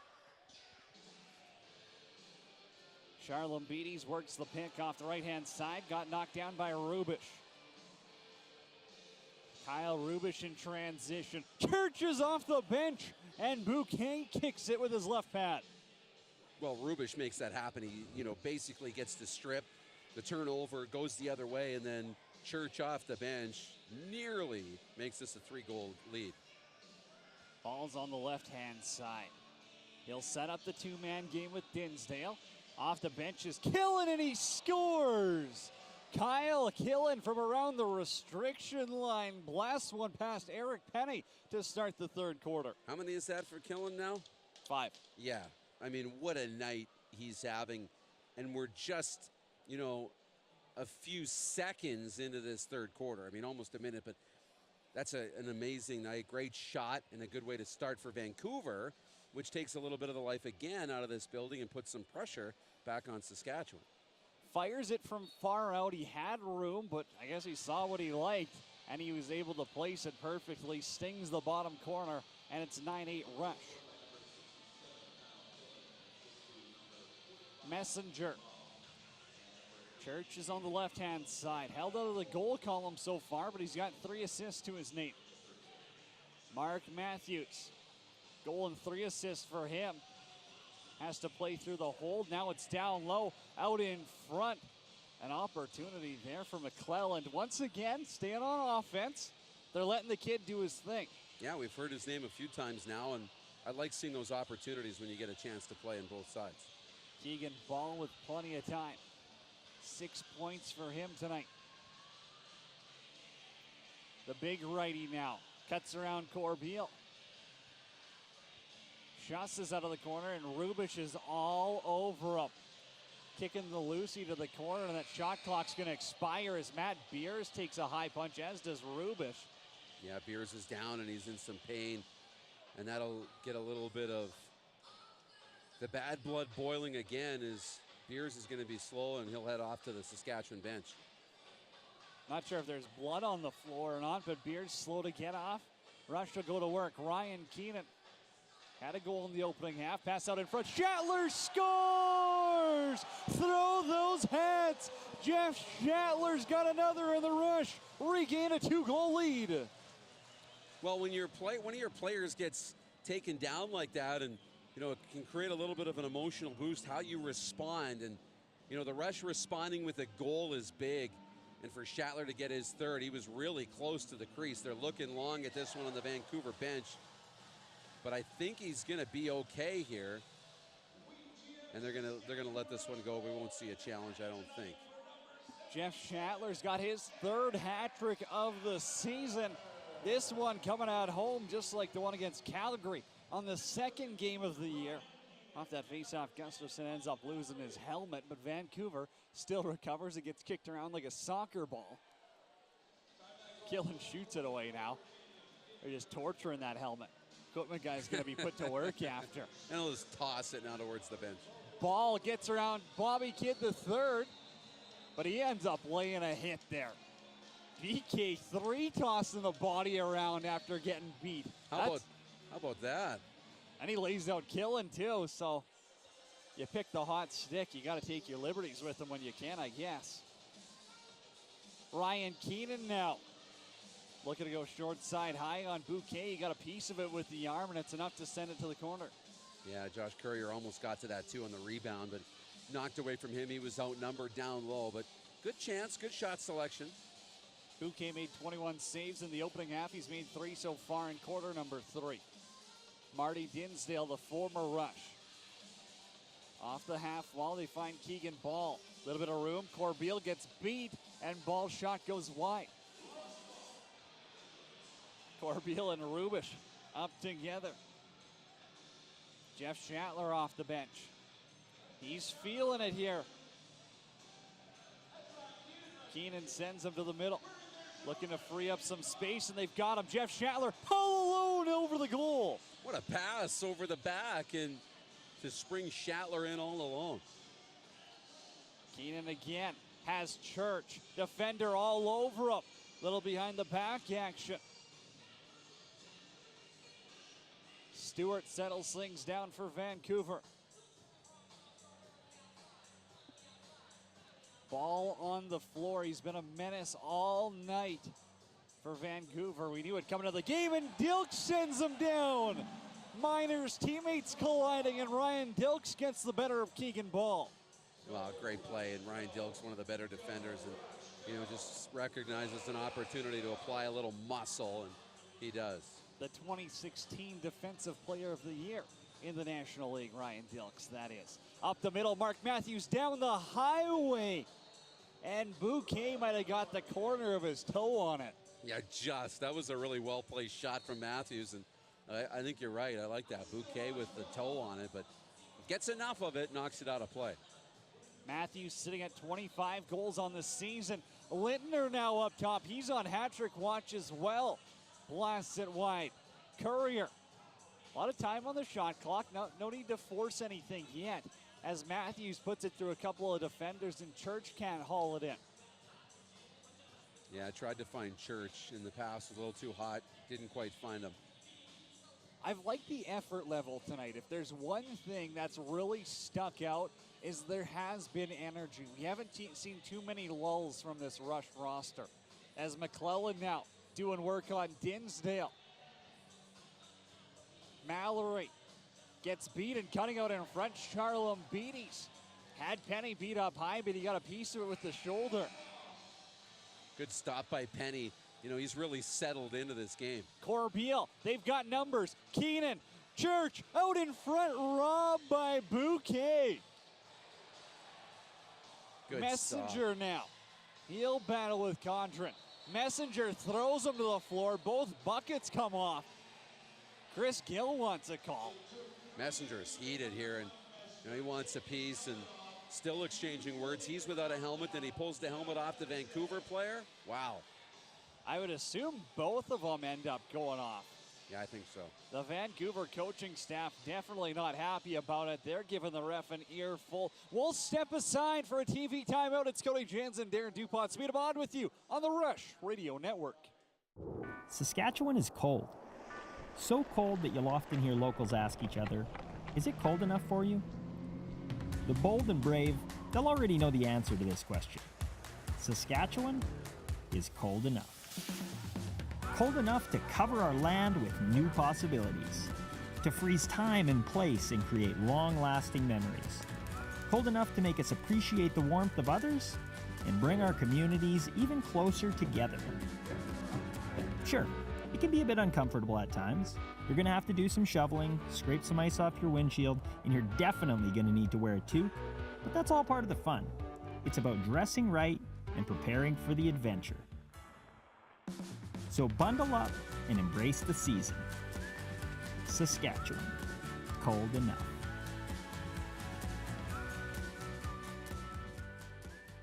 Sask Lacrosse welcomes boys and girls of all ages to try lacrosse. Looking for a new sport this summer? Lacrosse is the answer.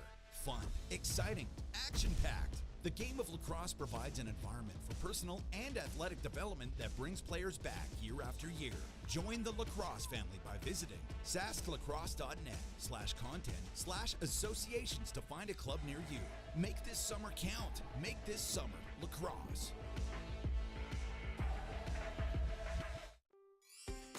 When you buy a lottery ticket in Saskatchewan, your money really goes a long way.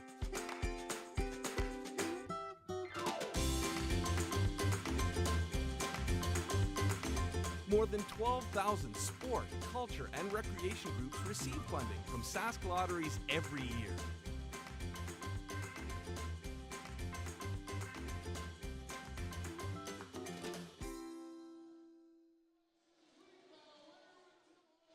It's Cody Jansen, Darren DuPont with you on the Rush Radio Network. A hat trick for Jeff Schattler.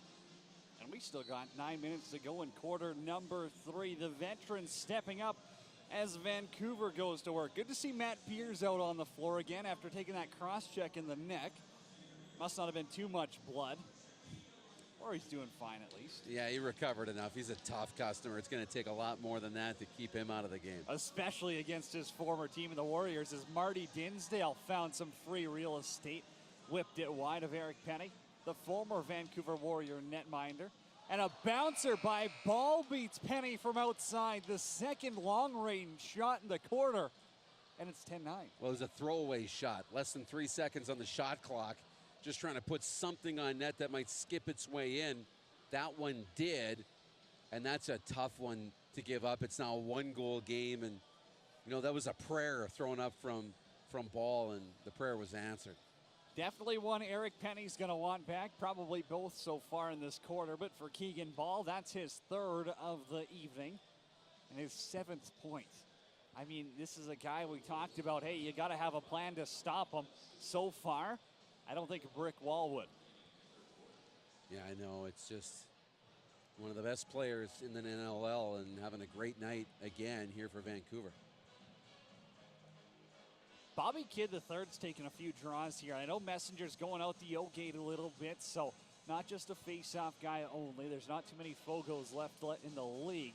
As Schattler tees one from up top again, trying to go 5-hole on Bouquet. And Bobby Kidd's now 2 for 4 on the draws. So maybe we'll see him get used a little bit more. Yeah, starting to see, you know, what you've got in him too. And his role is just going to continue to increase with this group moving forward. Kidd III is a rookie as well. Messenger, he's had some trouble with Gustafson on the draw in this contest. As the Warriors now, offense, just took that shot. Maybe a little too close to the net. The way they've been scoring in this quarter is we got 2 balls on the floor. A fan threw it out there. You don't see that too often. No, why do you throw it back? Yeah, that's basically a screw the kids right there. I don't want the ball anyways. Right. Throw it up here. We'll take it. Yeah. Autograph it. Totally. Matthews, 25 on the shot clock. Give and go with Church. Schattler's in for the pick. Doesn't get anyone, though, as Matthews gets mauled. Somehow that loose ball pops to Church. Right side, Schattler and the far side, and he whips it wide. He did have a little hole there open on the far side and just couldn't find it. He's feeling confident enough to let, you know, a lot of these shots go, and I like to see it. Kalinick for Ball up top. As we said, 7 points already for Keegan Ball. It's too easy for him at this point. Marty Dinsdale has Dilks all over him. Dilks has the ball free, and he's got a partial break.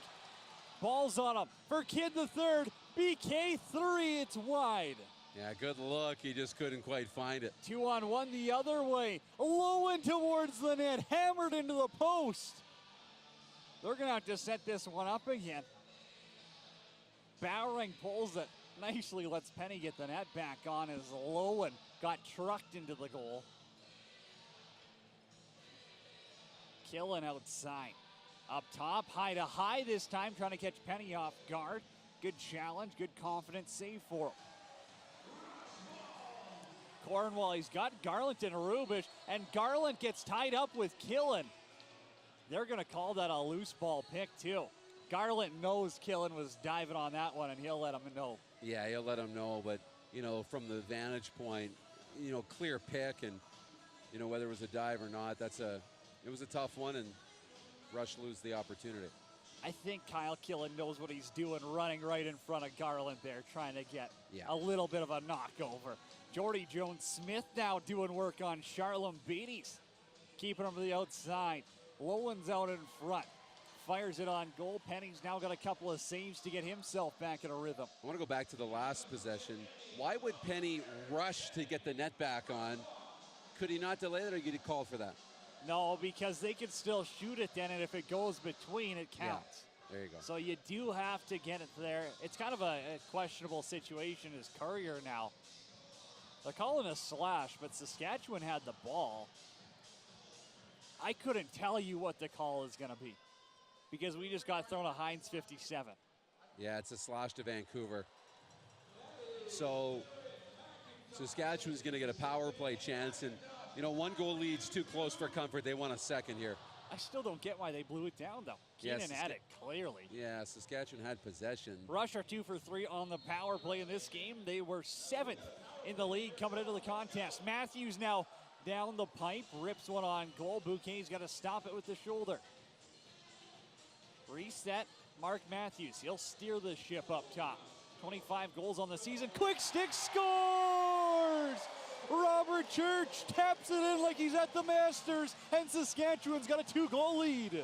Well, good shot, Robert Church, and that gets the fans on their feet again here in the SaskTel Center. Good little quick stick over, and just such a pure release that Robert Church has. That's so much fun to watch. Look at the smile on his face after that one. Robert Church, he was an assist machine to start the evening. He's got his first goal of the contest, and it's 11-9 Saskatchewan. A few games ago, he had 5 goals, but the last home game, he was quiet too when it comes to goal scoring. So that's almost like a little monkey off the back to get one here. And, you know, I know he loves when other players are scoring and he can set them up and pick up the assist, but he's a goal scorer, and that's what goal scorers want to do. Keegan Ball now off the face-off. Kidd the third pushes him to the outside, and they'll have to get set. That's how you got to do it. You got to be able to slow down Ball in transition, and Kidd the third right there plays him perfectly. 2-man game. Cornwall gets beat towards the net, and Ball scores. Keegan Ball, that's almost a replay of his goal in the second quarter, able to cut the lead in half once again. Cornwall's not going to like this. He was really trying to take away the middle and keep him from letting the long shot go, and he got beat with a one little fake and the step inside, and he knew that Ball was going to have a pass to the net, and then when he does, he just finished it off. Keegan Ball's got his 4th of the game, 35th of the season. I mean, Killen's got 36. These two they're just racing each other right now for the team lead in goals. It's not even close. Yeah, but that's fun for them too, right? I mean, those are two just tremendous players having great years. 10 goals on 32 shots for the Warriors. That's what's so fun. This league is so full of talented players. Hey, I said I didn't want to watch an 8-6 game tonight. They must have heard. Yes, absolutely. Getting close to the over-under here. Church and Keenan 2-man game. Courier behind the back. Bouquet and not a clue where that was. Messengers up top, 22 on the shot clock here. Courier's been all over the place in this contest. 2 goals for him. Keenan now lets it fly. Rebound was out there. Mitski controls. Midski, the captain, spin move around Keenan, backdoor pass. Wow. Bowering was right there, couldn't get a quick stick touch on it. Good Here's play. Jordy Jones-Smith, put on the bike. Smith for Shatler. Up top, the former Whitby Warrior, putting in some work. He won on that 2013 team with a lot of guys like Littner, Ryan Keenan. They faked pulling Penny again here.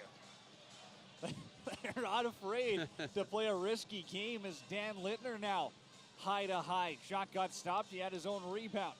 Right away, his Bouquet was sealing off the post. He knew a dunk attempt might have been coming. When you can click rebounds like that, that gives you a little more flexibility to maybe pull the goaltender up, but then you make plays, you turn it over. Messenger throws it away. Here go the Warriors in transition. Goodwin's got to back it up. Off the bench, just stopped by Penny.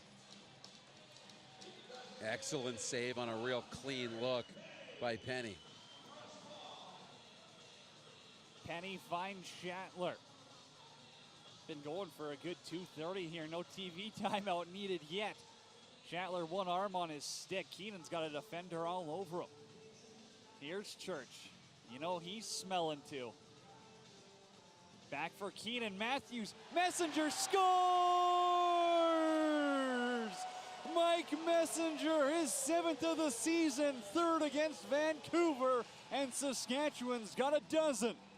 Getting rewarded for extra offensive opportunity, Mike Messenger, with the goal here. And, I like that, getting him some opportunities in the offensive zone. Maybe not having the best night, on faceoffs, but gets a huge goal late in the third quarter. Massive right there to extend the lead back to 2 with 2:33 to go in quarter number 3. Mike the Hammer Messenger, 3rd point of the night for him. First goal.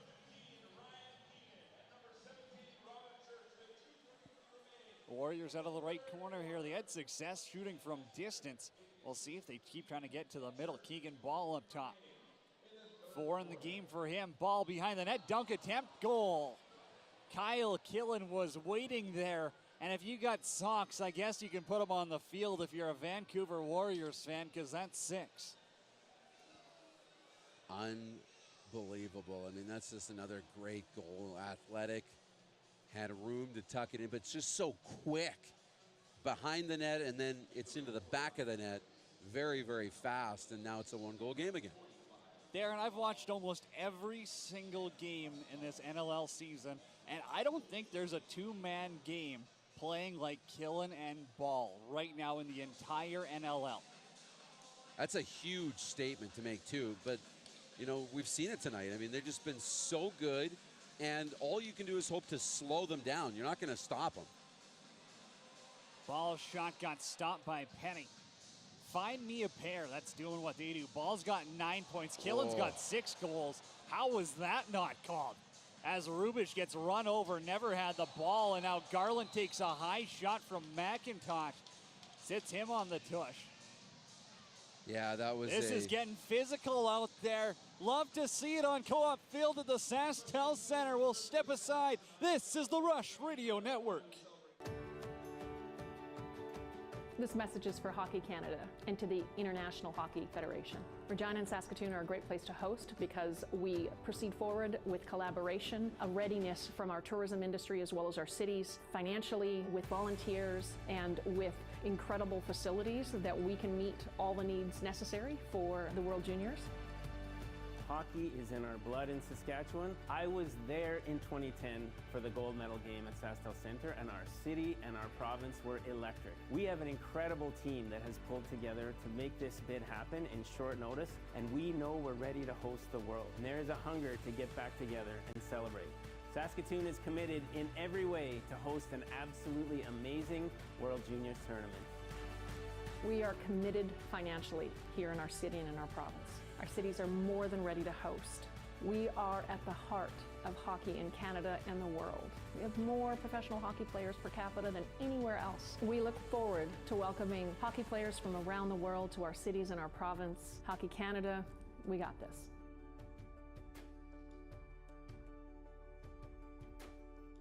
Sask Lacrosse welcomes boys and girls of all ages to try lacrosse. Looking for a new sport this summer? Lacrosse is the answer. Fun, exciting, action-packed. The game of lacrosse provides an environment for personal and athletic development that brings players back year after year. Join the lacrosse family by visiting sasklacrosse.net/content/associations to find a club near you. Make this summer count. Make this summer lacrosse.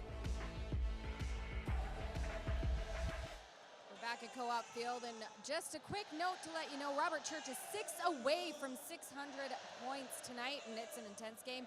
Gonna keep on watching. Robert Church, he's having himself a night, a goal and 4 assists so far. That's the same tally as Ryan Keenan's got and Mark Matthews. All three of those guys sitting with 1 and 4. Funny enough, though, coming into this game, outside of Church, Keenan, and Matthews, the rest of the offense only had 5 goals and 2 assists in 2 previous games against Vancouver. Yeah, they're all stepping up tonight. It has been a complete effort by this Rush group offensively. Still work to do. We'll see if they get Corbeil out on ball as well. They've got Dilks there helping them. So you've got that 2-man switch game. Dinsdale's obviously going to be the one throwing picks. Now out in front with Charlem Beatties. Penny with the stop. Corbeil's got to go from the far right top. Comes all the way back to the bottom left to grab the loose ball. Talk about a captain. Well, you got to worry about Killam, too, behind the net. Now they put extra attention back there, which creates more space in front of the net. It's a tough concept. Less than a minute on the clock in quarter number 3. Rush lead 12-11. Robert Church out in front. Bouquet with the stop. Midski down low, gets outworked by Keenan, who blows a tire. The turf monster caught him behind the net. Yeah, it was a tough play, to blow a tire like that. But, the Rush come close. Good opportunity. About an 11-second differential with the shot clock and the game clock here. 26 seconds to go in quarter number 3, 12 on the shot clock, and they're going to call a loose ball push on Vancouver, so the Rush have an opportunity. Now you get Penny out, you got 6-on-5, you walk it down, and dare I say, you go back to Church for the quick stick? Because I think if you can free that up, that's probably your best look right now. Maybe a Schattler backdoor. Yeah, if you can find that, great. If not, you've always got Matthews for a long-range shot.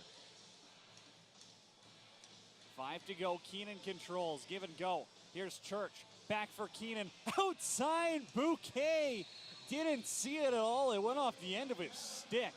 Straight into the air, and wow, he keeps it a 1-goal game. 12-11's the score. We'll step aside. This is the Rush Radio Network.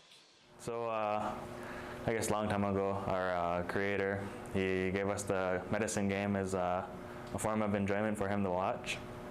And so we used the medicine game for enjoyment, and as well as if someone got sick back in the day, it's they could watch the game while people play, like all the men with the wooden sticks, and they'd feel better and stuff like that. But they would also use it just for like land disputes between the nations. Instead of going to war, they'd have a big game of lacrosse, have set up 2 poles, and one net down here, go down a couple kilometers or 10 kilometers or so, another net. And it wasn't like a game of lacrosse here, like how we play in the arena. It was more of a, you didn't have like a time limit. Some of the games would last for about, 5 days or so. And whoever won the game, got to claim that piece of land. And it was just a good way of, instead of going to war with each other, just to have a peaceful game of lacrosse. And that's about how the game came to be for our people. I think that evolved in time. Back in the day, we never really used the equipment. It was just, like the men just had, their leather buckskin on, and the sticks were just made out of hickory because it was the easiest to steam, and the bend with it still being a tough piece of wood. Welcome inside the SaskTel Center. It's Cody James and Darren DuPont with you on the Rush Radio Network. And after quarter number 3, the Rush leading 12-11 on Co-op Field. Jeff Schattler with the goal, Robert Church with his first of the game, and Mike Messenger as well has his 7th of the season. It is physical too, but it's not crossing the line. So I'm waiting for it. Is it going to boil over, and is one team going to get a little undisciplined and start to lose some composure? Because right now, we're kind of going shot for shot, waiting for somebody to really take this game over. Now, obviously, Vancouver has a better shot at the playoffs here, and I think that's why we're seeing a little bit more discipline on their part, because they know if they get into penalty trouble, they're screwed. Yeah, you can't against this Rush team. You know, their penalty kill for Saskatchewan's been really good, despite how good Vancouver's been on the power play and against Saskatchewan, you know, in the 2-game season series. But they have to. They have to remain disciplined. But so do the Rush, too. They have to make sure that they can continue to push the pace physically, but stay disciplined. When you look at those first 2 goals of that second half against Eric Penny, those, I mean, they're tough. They're punches in the gut when they're coming from that far out. You can't allow those in the fourth quarter here. No, you can't. But on the other side, Penny's let some really good ones that he doesn't have any, you know, chance on. Those dunks from behind the net, 2 of them tonight, one through the 5-hole and one that just was so quickly executed. There's not much you can do about it. The defense needs to find a way to shut down Keegan Ball and Kyle Killen, because if you can't do that, you are in big trouble. Getting set for the fourth quarter, it's Cody James and Darren DuPont. Speed on with you on the Rush Radio Network. Messenger back on faceoffs, but Gustafson's been good this game. It's been really good, and you know, it's been an edge that Vancouver's had that maybe we didn't expect to see in this game, but the Rush win one. Messenger picks up the faceoff, winning. He'll run it up himself. Matthews is on the right-hand side. Keenan as well. Church the lefty, Littner's the late one on the floor. Shatler.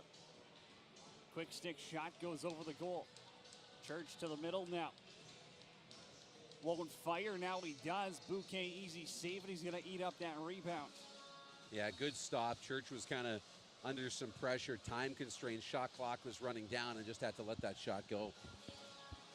Rush only allowed 8 shots in quarter number 3, but 4 of them find the twine, and that's why it's a 1-goal game right now. 14-14 to go in quarter number 4. Charlene Beatty's couple of spin moves. Ball now up top. You know, he was looking for Killen down low as Bobby Kidd III runs over Dinsdale, but he didn't catch the pass. Yeah, Vancouver will keep possession here, but Bobby Kidd III, he's playing with an edge tonight. Love it. The BC product from Port Moody. Not letting the Warriors have an easy night. Eric Penny's got to make his first stop of the quarter on Lowen. And they'll run it into Vancouver Warrior territory is Mike Mallory.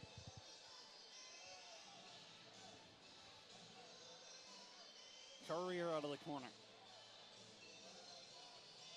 Runs himself all the way back to the Rush logo. Keenan for Messenger. Scores! Mike Messenger up top regains the 2-goal lead for Saskatchewan. Well, again, the depth rolling, just continuing to find ways here for the Rush, and for Messenger gets a 2nd goal, and you know, he's being rewarded. You know, he's getting some opportunities to play offense. I'm looking at Jimmy Quinlan. He's up on the bench, like on the edge of the board, standing up, you know, barking some orders. But, you know, between him, between Derek Keenan, they've given Messenger some more opportunities, and he's, you know, paid him off. It's been paid off. He's had success. It started last night in practice. They were running Messenger through the O-gate the whole time. And I'm not surprised to see him out of the outing. I mean, he had 2 goals against Vancouver earlier in this season, but he's got a pair now, and you can put him on hat trick watch. Charlene Beatty's low on Penny, got kicked out. Corbeil grabs the rebound. Matthews out of the corner, switches to the white gloves. Littner now barreled down into the ground. Owen Barker takes him to the turf. Bowery just off the bench. Trying to go short side again on Eric Penny. That time he's able to close it out, but they're trying to shoot from distance again. Yeah, they are. And especially when you get low, ones that, you know, bounce, change direction. They have some success, but, you know, another good, you know, leg kick save from Penny. He's been dialed in now a little bit in this fourth quarter.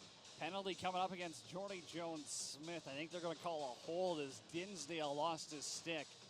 It's happened multiple times already this game, yeah. I will add, but Jordy Jones-Smith now heads to the sin bin for 2 or less.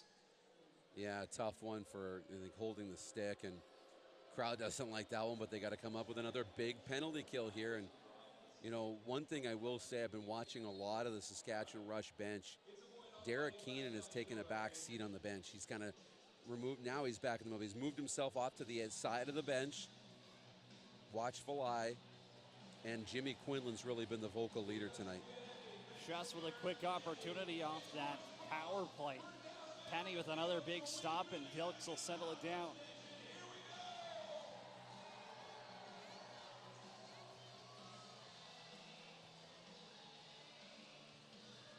Messenger out there. They're going to sit Rubish back in his own zone. Now Messenger just going to field charge Mitski there. Not sure he'll get a shot off. Now the ball's on the turf. It's an all-out war down there.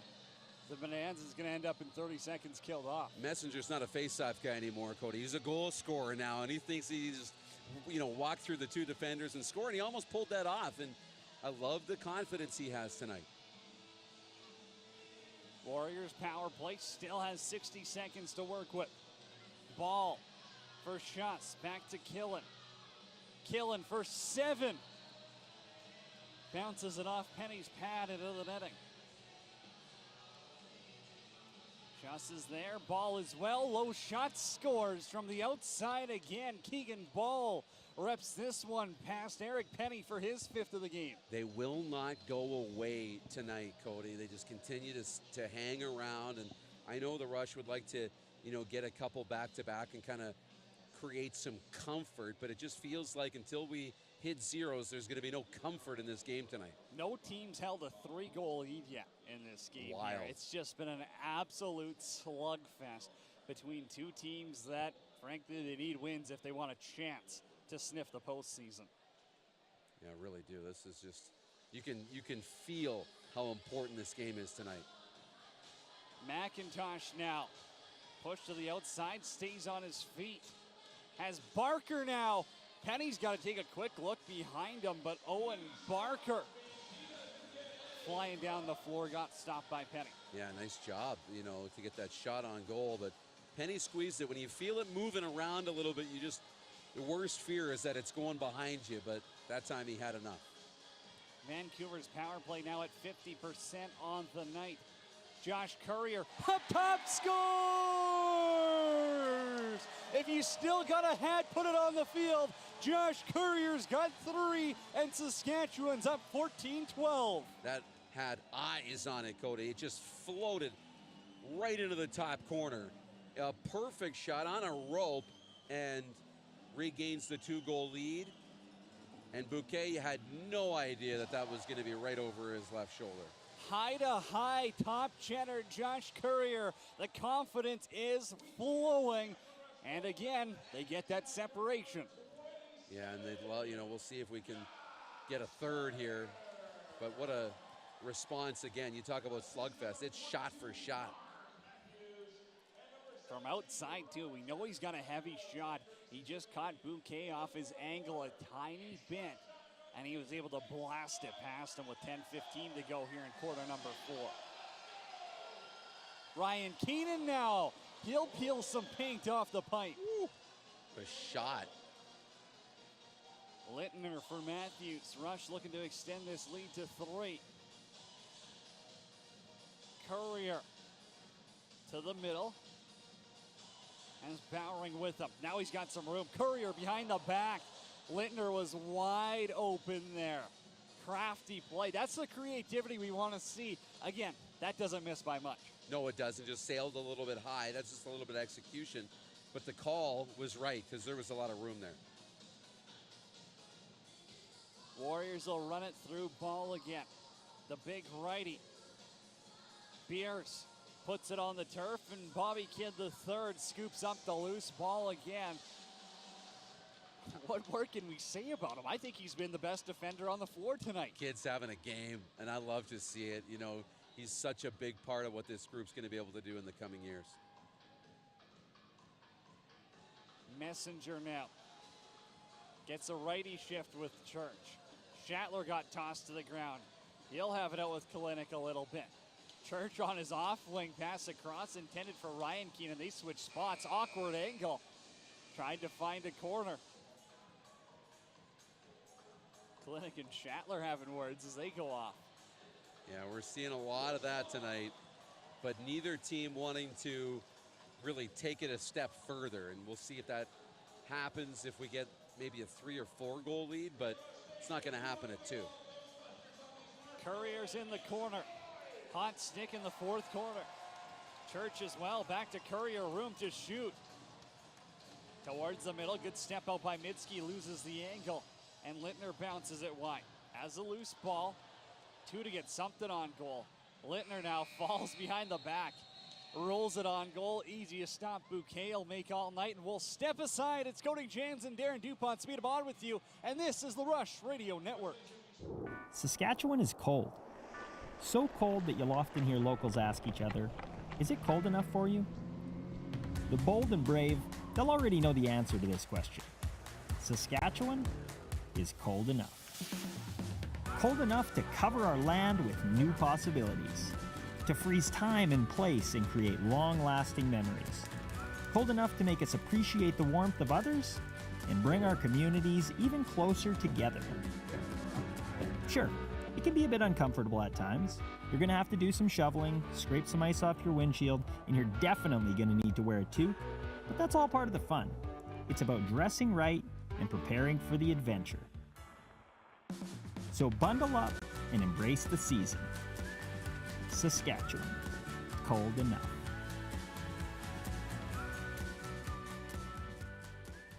Sask Lacrosse welcomes boys and girls of all ages to try lacrosse. Looking for a new sport this summer? Lacrosse is the answer. Fun, exciting, action-packed. The game of lacrosse provides an environment for personal and athletic development that brings players back year after year. Join the lacrosse family by visiting sasklacrosse.net/content/associations to find a club near you. Make this summer count. Make this summer lacrosse.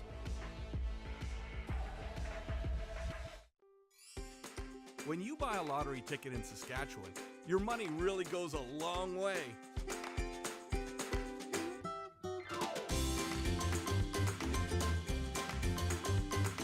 More than 12,000 sport, culture, and recreation groups receive funding from Sask Lotteries every year.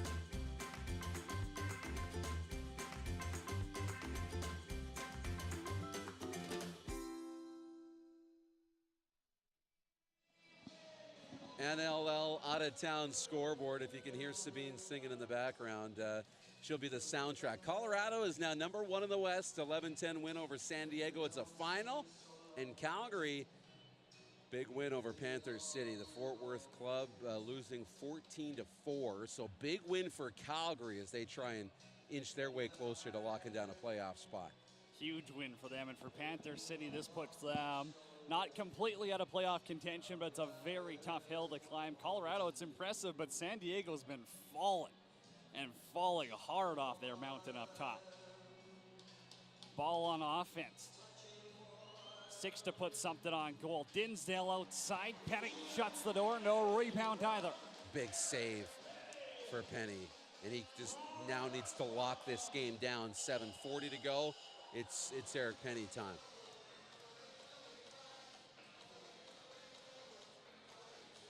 Mark Matthews, right side. He'll work it up top. Robert Church is with him. 10 on the shot clock. Churchy, little off the hip shot. Bouquet with the stop. Messenger forces the rebound. Keenan up top. Church has got it. They'll control.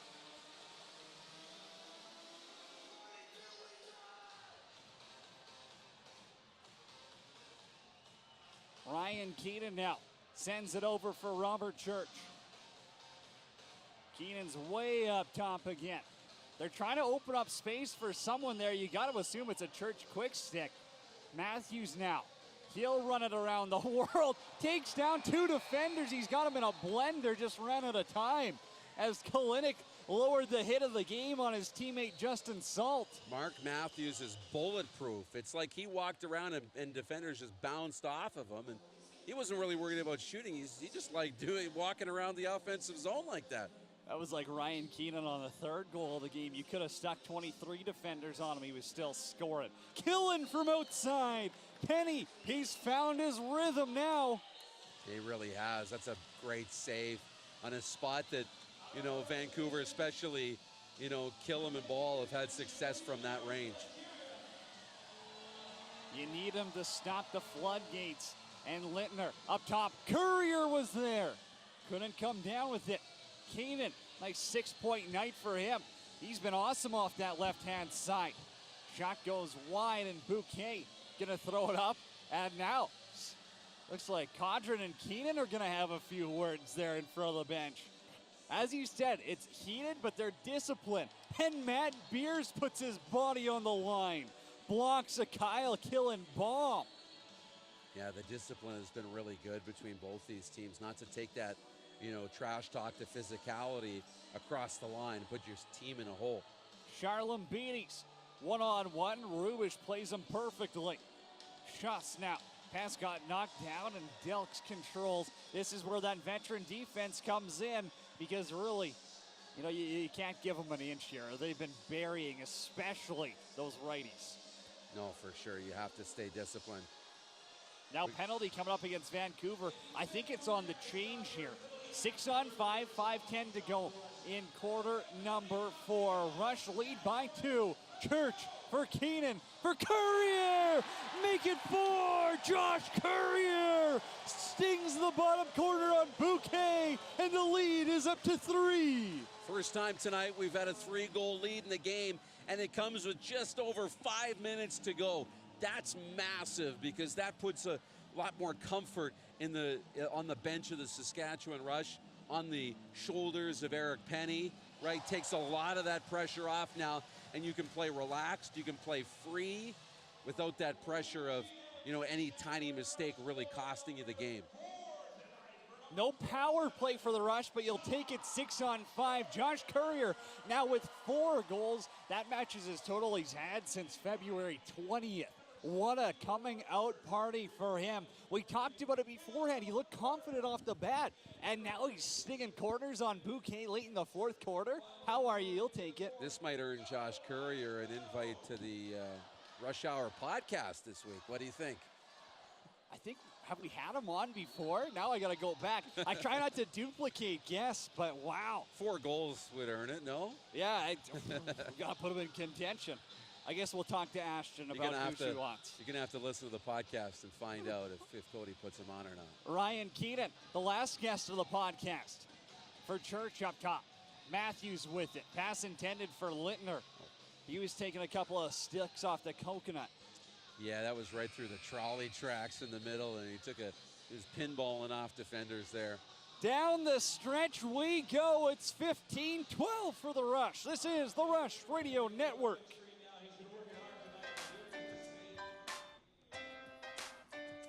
Okay, so who is the captain of the Saskatchewan Rush? A.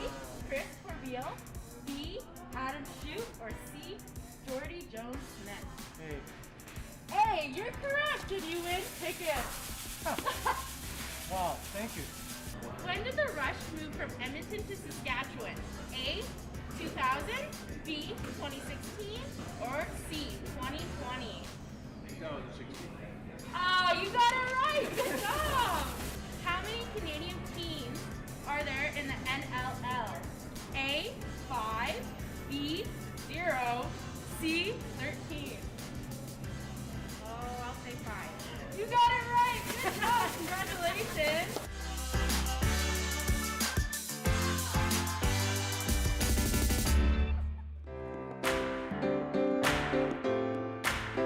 What is the name of the field where the Rush play? A. WestJet, B. NLL Land, C. Co-op Field. C. You are correct. Yeah. How many times has the Rush been NLL champions, both in Edmonton and Saskatchewan? A. 5, B. 3, or C. 1? I'm going to say 3. You're correct. Good job. The Electric Crew are sponsored by the original 16. How many dancers are on the team? A. 16, B. 7, C. 2. 16. Woohoo! Good job!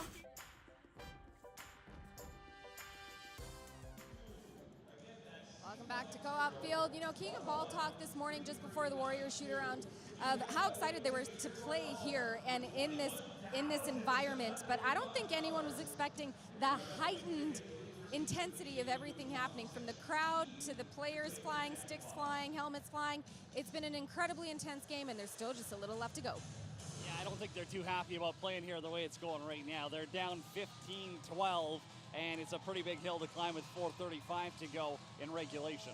But yeah, like an understatement, how much that intensity has been a factor in the game. I mean, you're seeing it, but, you know, even more surprising how controlled the intensity has been. You know, these are competitors.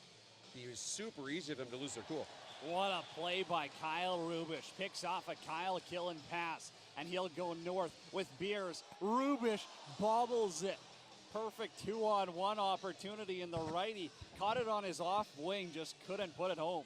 Well, that's twice in the game. 2 defensive players on a 2-on-1, and they get tripped up passing it back and forth. So might need to just take the shot when you have it, but I understand. These are talented players, and the opportunity was there. Loose ball push called on Saskatchewan, so it'll be a fresh 30 for the Warriors to work with. Lowen and Schuss playing out of that right-hand side. Boy, they've been quiet tonight. The other side, not so much. Here's Keegan Ball. Cut move, loose ball push. That's going to get called.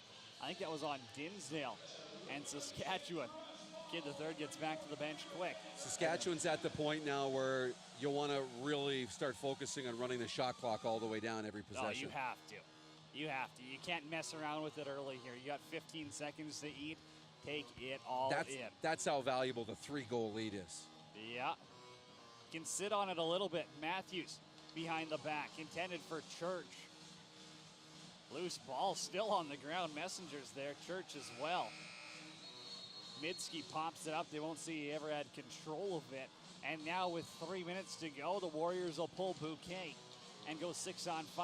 You got to assume Steve Fryer is going to be the odd man out now, or the extra goalie coming back. He's a little faster than Bouquet. And again, for Saskatchewan, if they get it, you know, don't be tempted by the empty net. Lowen right in front as Messenger loses his bucket and plays with it too. Lucky he didn't get a call. Now he'll have a few words. I think they're going to call, they're going to call a hold on Vancouver. Wow. Boy, another confusing one where they called a penalty on Vancouver in the rush. Thought they had possession with that, but again, gets blown down. Saskatchewan going to the power play. They're 3 for 4 on the night. Now they get another opportunity with 2:49 to go in regulation. Well, that's huge, and it's not even about the power play and getting the goals. It's just, you know, taking away what Vancouver can do. You know, down a man, they're really going to have to start to force it, and Saskatchewan, you know, is going to have a lot more ease running 30 seconds off the clock. Now you can hatch the egg. Just sit on it right now for a fresh 30. And take that extra man to go after the rebound to then hopefully run this game right out. Kind of surprised they're going with 5-0 guys. Thought they might have thrown a fifth defender. The fifth man is a defender. But again, power play, might as well go for it here. Behind the back pass got knocked out. And here go the Warriors in transition. It's Ball off the bench. Right side, shot goes just outside by Justin Salt. And Chris Corbeil has it back now. Boy, they're just slinging that thing around like a hot potato. No one can control it. And now it's 8-second violation for Saskatchewan. Too slow pushing it up the floor. Outside, Owen Barker put it on goal and a perfect rebound for the Warriors because they'll get it set up 5-on-5. Fryer's on the bench. Killen from the outside. Puts one past Penny once again from behind the original 16 logo, and the lead's down to 2. Yeah, it's a long shot with the net empty and, you know, keeps Vancouver alive in this game now with 2 minutes to go. This face-off becomes really important. Well, time is it now. How much that's time? That's the understatement of the game, but Killen's now got a touchdown by himself. And with 2:03 left to go in quarter number 4, yeah, everyone's sitting a little tighter on their chair. Well, they are, and see what happens here. Messenger pops it up off the draw, and Matt Beers, the former Warrior, comes down with it, and he kicks it over to Corbeil. They'll say fair play. Dilks, a little give and go. Now they might leave some D guys up top as Dilks' pass got knocked down by Taylor Stewart. Church has it. Chatler all alone out front. And he bobbled it. The nerves got to him. That's Vancouver tough. has it. And are they going to get a timeout? I would assume they're going to want to draw something up here. Curtis Hodgson and Chris Gill probably thinking about, hey, how can we bring it within one? And I think that's what they're going to do. The refs are going to discuss it, though. Yeah, they're going to have a talk about this. I think, great opportunity to get your timeout, though. With more time on the clock, you can talk about this, get it to a goal, and then you got a real chance. But see what the Rush decide to do defensively here. What do you do if you're Vancouver? Set plays haven't worked for you. What's worked for you is quick off the bench and firing it from 50 feet out. There's no strategy for me involved except get it into the stick of Killam or Ball and let them shoot. And I would tell either of them, if you have enough room to move the stick, do it. Shoot from anywhere, because everything that they shoot goes in. They've had that much success, and if I'm the Rush, I would make sure they have no room to shoot, and if somebody else can have an open look, I'm okay with that if I'm taking away those two superstars. Kyle Killen, the RIT alumni, had 2 goals against Sask back in February. Traded, obviously, from the Colorado Mammoth to Vancouver. Well, he's having himself a night. He's got 7. But they'll give it to Keegan Ball to start. Not a bad, backup option there. 11 points for Keegan Ball tonight. They'll run it through the left side. 85 seconds to go in quarter number 4. Charlene Beatties back for Ball. Trying to go low on Penny again. They thought they could suck him back with Killen behind the net. They let him get the shot away, and even that was a little too much room for comfort. You got to trust your goaltender at some point, and Penny closes the wickets there. Matt Beers now with it. They're going to let 3 D guys. Corbeil was behind the net. I wonder if he catches that if he goes for the dunk. Well, yeah, Now that would have been funny. Back to 6-on-5 now. Out of the box comes Logan Schatz. Warriors trail by 2. Keegan Ball for Schatz out in front. His shot goes wide. Loose ball picked up. Bobby Kidd III. Smart play by Bobby Kidd III. I love this from him. Don't shoot at the empty net. Kill the time off the clock. It's still a 2-goal lead. Could have ran it there himself. Instead, he backs it up. Had Derek Lloyd off of him. That's a good change for the Calgary prod to get out there. Because if he gets off the bench slow, Bobby Kidd just walks it into the net, right? That's a veteran play from a rookie in Bobby Kidd III.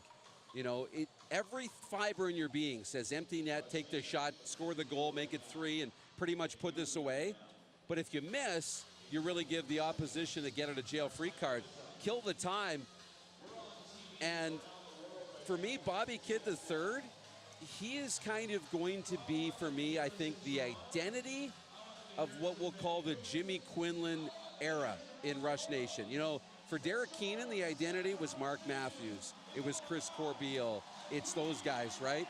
That's the new guard is the Bobby Kidd IIIs, and he kind of brings out that Jimmy Quinlan energy on the floor. You can tell he's learning from a guy like Ryan Dilks, another righty D guy out there. It's gone so smoothly, and now you're going to go 5-on-6. So you're not going to pull Penny here and go 6-on-6 and try play some fun ball. You'll play with 5 on the floor, and it's going to be 5 D guys. Pardon me. I see Ryan Keenan out there as well. So 4 D guys and Ryan Keenan. Do what you can to kill 22 seconds and dump it in the corner. Yeah. Right now, you probably don't even try for a pick. You might actually just dump it. Messenger, I guess he's not going to dump it. He'll take on the triple team. Stripped of the ball, knocked to the ground. Somehow he's still sitting on it. Messenger loses his helmet for the 19th time in the game. That's a great job by Mike Messenger. And now Vancouver. 16 seconds left on the clock. Little bit of rough stuff. Stewart's got Messenger's helmet. Not a souvenir, they'll hand it off to him, but now Vancouver has a chance to get their offense set. Though Messenger's getting a penalty for sure. He did go in there after he had his helmet taken off. Yeah, he did. Rush Nation will let you know what he thinks about it.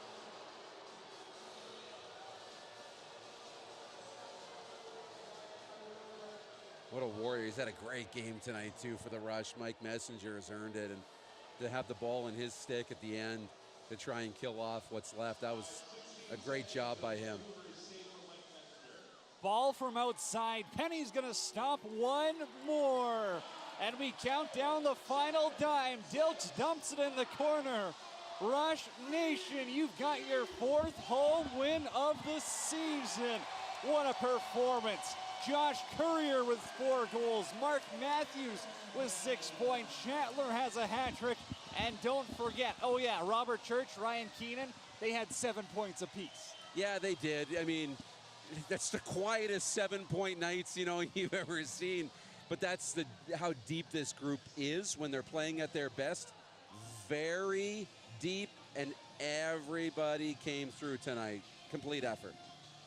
There was a few holes at times. There was some questionable goals that went in. There was some defenders who are going to want to play their matchup on ball and killing a little bit better.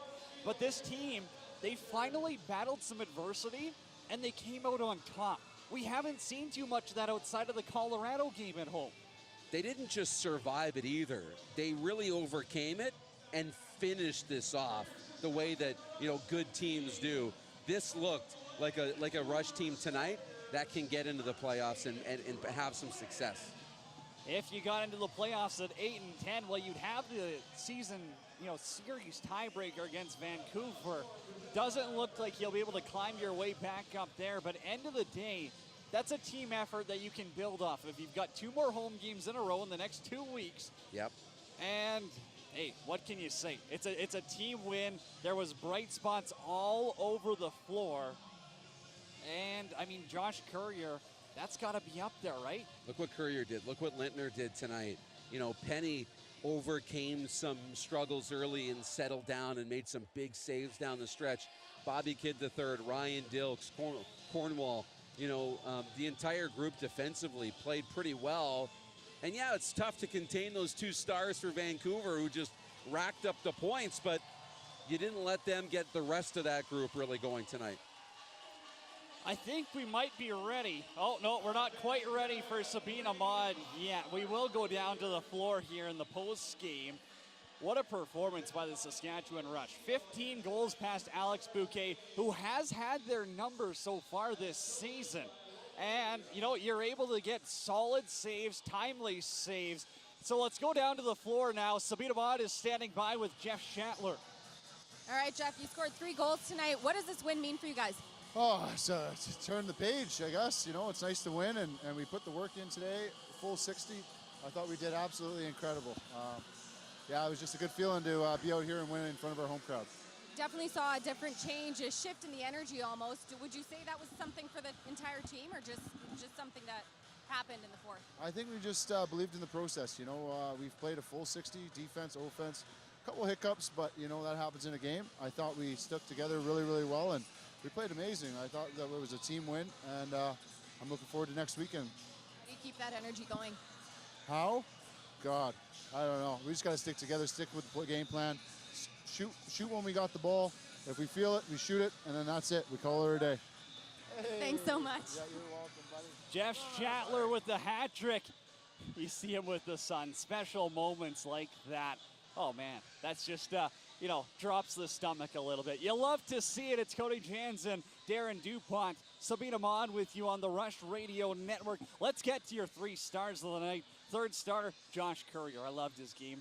4 goals, 1 assist for him. 2nd star, Ryan Keenan. We talked about a quiet 7-point game, but Ryan Keenan, that 3rd goal really sticks out for me. When he was motivated to go through 3 defenders all by himself, took hits, still found a way to put it in the back of the net. And Mike Messenger. Now, you could choose multiple guys for the number 1 star, but who did we talk about the most? It was Mike Messenger. 2 goals, 2 assists for him. I loved his performance. Well, he's been known for his face-off prowess, and he's had such a great year growing in the face-off circle.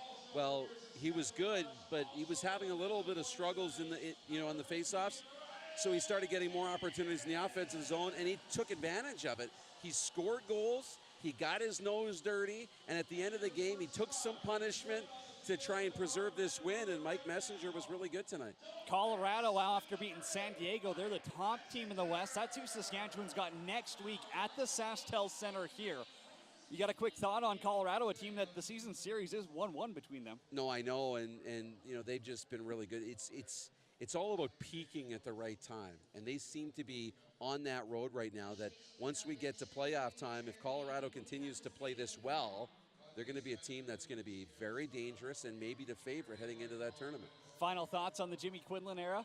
It's off to a great start, isn't it? I mean, you saw the energy, and he kind of was allowed to take over the bench tonight. Derek Keenan gave him his space, gave him the opportunity, and the team responded. Saskatchewan wins at home. They move to 5-10 on the season. 2 more home games coming up, including Colorado next weekend. What a performance. Ryan Keenan with 7 points, Josh Courier with 4 goals, and Mike Messenger, the hammer, comes through clutch when they need it. For myself, Cody Jansen, Darren DuPont, Sabina Wad, we are the Rush Radio Network this season. Have a great night, Rush Nation.